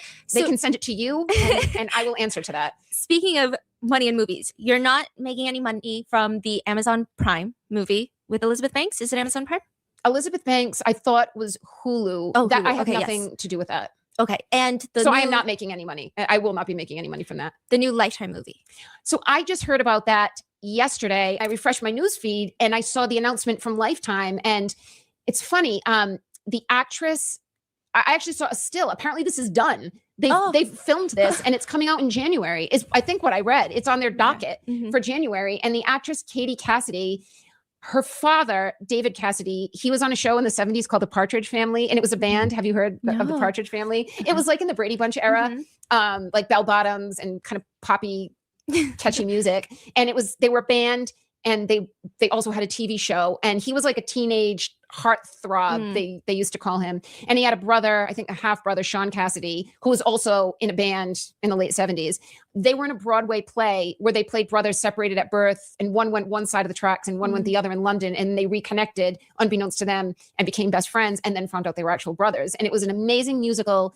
No, I want to kind of quell that. I think there's been some misinformation about that. From my understanding, it wasn't filmed in 72 hours. Katie Cassidy had 72 hours to prepare for the role. So I think it did a couple of weeks of shooting. So, I'll dig into that while we're finishing It was this in up. 1995 that I saw this play with my family, and Katie David Cassidy was a star. And I was 72 talking to my hours dad last night, and I said, who would have thought, I was 15 in 1995, who would have thought that we're in this little, it's called the Music Box Theater right off Broadway in Midtown Manhattan. Who would have thought that I guess David Cassidy was maybe in his 40s at the time, that his daughter would play me in a movie. So I feel some kinship. I've seen her in a remake of Nightmare on Elm Street. That is the best version I've seen of that movie. If you're into horror movies, it's good. That's all I know about. I have nothing. I didn't even know it was happening.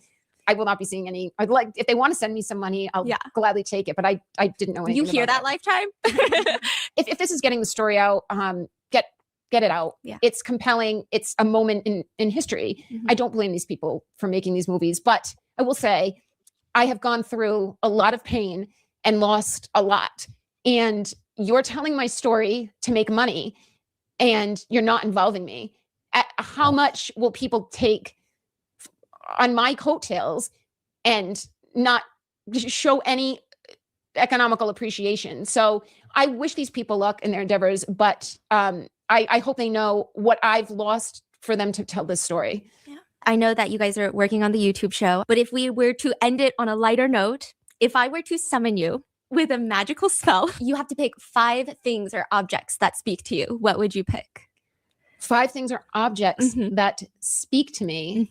Well, one easy one would be rosary beads. I'm religious. I don't pray as much as I should pray. I should be praying many times a day, and I do not. But when I was in jail both times, I prayed the rosary without my rosary beads over and over. I actually used it to help myself keep time, because I know it takes me 15 minutes.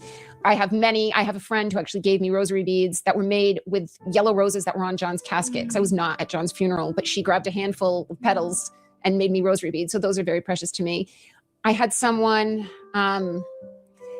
this is something that was just recently, it's not in my possession, but it means something to me, and I'd like to get my own copy. Alan had a renowned courtroom artist in Los Angeles. I believe she's retired now. She just goes by the first name Mona. She did a courtroom sketch, which is fascinating. It's like, looks like a mix of watercolor and like pencil. And it's Alan in great detail. It's very small. It's Alan. My parents are behind him. Jen McCabe, Brian Albert, and Colin Albert, it's during closing argument, are in are in the O'Keefe's gallery, and I'm turning around looking at Alan, and it was amazing. I asked Alan if we can please commission her to do one that I can keep. I've gotten like so many photos. There's a photo that someone took in the courtroom. There's two.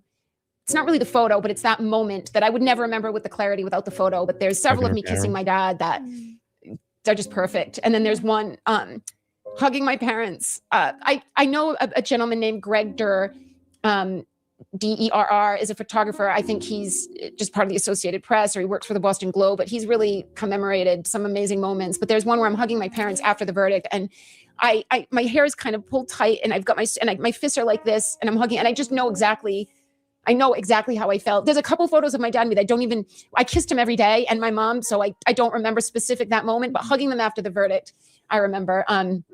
Other than that, there aren't many objects that mean much to me. I've learned to become more transient, less sentimental through this process, because I mean, I had a house that was big for me, that I filled with things that I collected in art. And luckily I gave a lot of it to a cousin of mine who I know is going to look after it. And I actually hope he keeps it all, because I love him. But I'm not too attached really to anything physically anymore. When your freedom is on the line, none of this material stuff, you could lose it all, and it all has a monetary value. My treadmill granted it was not used very much, but none of it means anything. So I don't have too many objects. There's photos, I don't even know if those count, but I don't have too many physical objects that mean all that much to me. No, but those are like the best ones, the ones you just said. I really hope, don't listen to those people. I really hope that we hear a lot more from you talking about your own case yourself. We're going to look forward to the YouTube show. I think it's going to hopefully come out around the time this comes out, hopefully. We are going to be having a YouTube channel launch, hopefully in January 2026, The Read Files. The Read Files. The Read Okay. Files. And I'm gonna link it. That'll be Alan Jackson, Nick Rocco is going to host, and I'll be there on The Read. Okay. You're there. And that's a wrap! It was great. It was a really great interview. That was definitely oh, my camera's blurry. That was definitely a 10 out of 10. It was really great. I think Stephanie did a great job. And if you haven't, please go over and subscribe to Rotten Mango. And that will be her link in the chat. And I will put her link down in the comments below too, and give her credit for this stream. I just want to go to this really quick. Let's find out what Casey Cassidy said about her preparation. Let's see. Cassidy, 2-hour show. How familiar were you with Karen Read's case when you took the role? I actually was not familiar. Which I guess is a good thing in a way, if you're playing or portraying someone, is it? Yeah, I mean, I do wish I would have had more time, because it was so quick, the turnaround from when Lifetime came to me, and then 3 days later we were filming. But everybody I knew about 3 days later she was filming, 72 hours. So yeah, I think that was just some misdirection and some misinterpretation. So it was 3 days to when Katie signed on and then started to obviously play her role in the movie. But I don't know how long the actual shoot was. Yeah, I would say it was probably a couple weeks in my guess. I mean, maybe I can research a little bit more and find out, but that's that. So we gave away a couple of hats tonight. We got through the phenomenal interview by Rotten Mango. Let's check our bingo card really quick before we get out of here and see how many spots we actually hit and how many we didn't. So the last spots that I have here, and maybe you guys can all clarify me. Did we hear about the 2:27 a.m. Google search? I think we did. I think that was in there. So that's my bad on that. Hang on. Because some things I missed. Let me put a little X in there. Let me go full screen on that again. We'll check before we get out of here. So, okay, cool. We heard about that. So the only ones I didn't hear Turtle Boy's name, and I didn't hear anything about the like the Sally Port video or the library video, which would be this kind of here. So we pretty much hit everything except for 2 squares. So pretty good. It was great. That was fun. We'll do this again. And next time before we do the stream, I'll put a link up where you can download the bingo card and follow along. That was good. It was good. Cool. All right, everybody. It is late. It's 11 o'clock here on the East Coast. I am going to be wrapping up the stream. I appreciate you hanging out with me for almost 2 hours tonight. On Wednesday, probably 8 p.m., I have a video that is going to be uploaded and premiering on the channel. It's Karen Read related, so you're going to want to check by and check that out. Come in the chat and hang out. And I'm trying to think. I have some other upcoming projects, and then obviously Friday is the fundraiser, and I'll pull up the graphic for that. I gotta set up my stream for that. But this is the Friday fundraiser. Let me share my screen really quick. I'll share my screen. This is who will be participating. So we have the Young Jerks will be hosting it, JFK, James Jackson, myself, Calling All Beans, Nick Rocco, and then we have tons of special guests that will be lined up for that as well. So can't wait for that stream. And we're going to have a great fundraiser. I think Mike's going to do a great job hosting. Thank you so much. I appreciate that, Megabart. Thanks for hanging by. I think we peaked over 1,300 people across all platforms watching the stream tonight. I appreciate everybody here. I'm not sure who's streaming or what's streaming, but this was great. And Rotten Mango, phenomenal interview. Karen did great. You made her feel comfortable, looked great. The set was great. All around 10 for me. So, all right, everybody, I'm going to head out of here.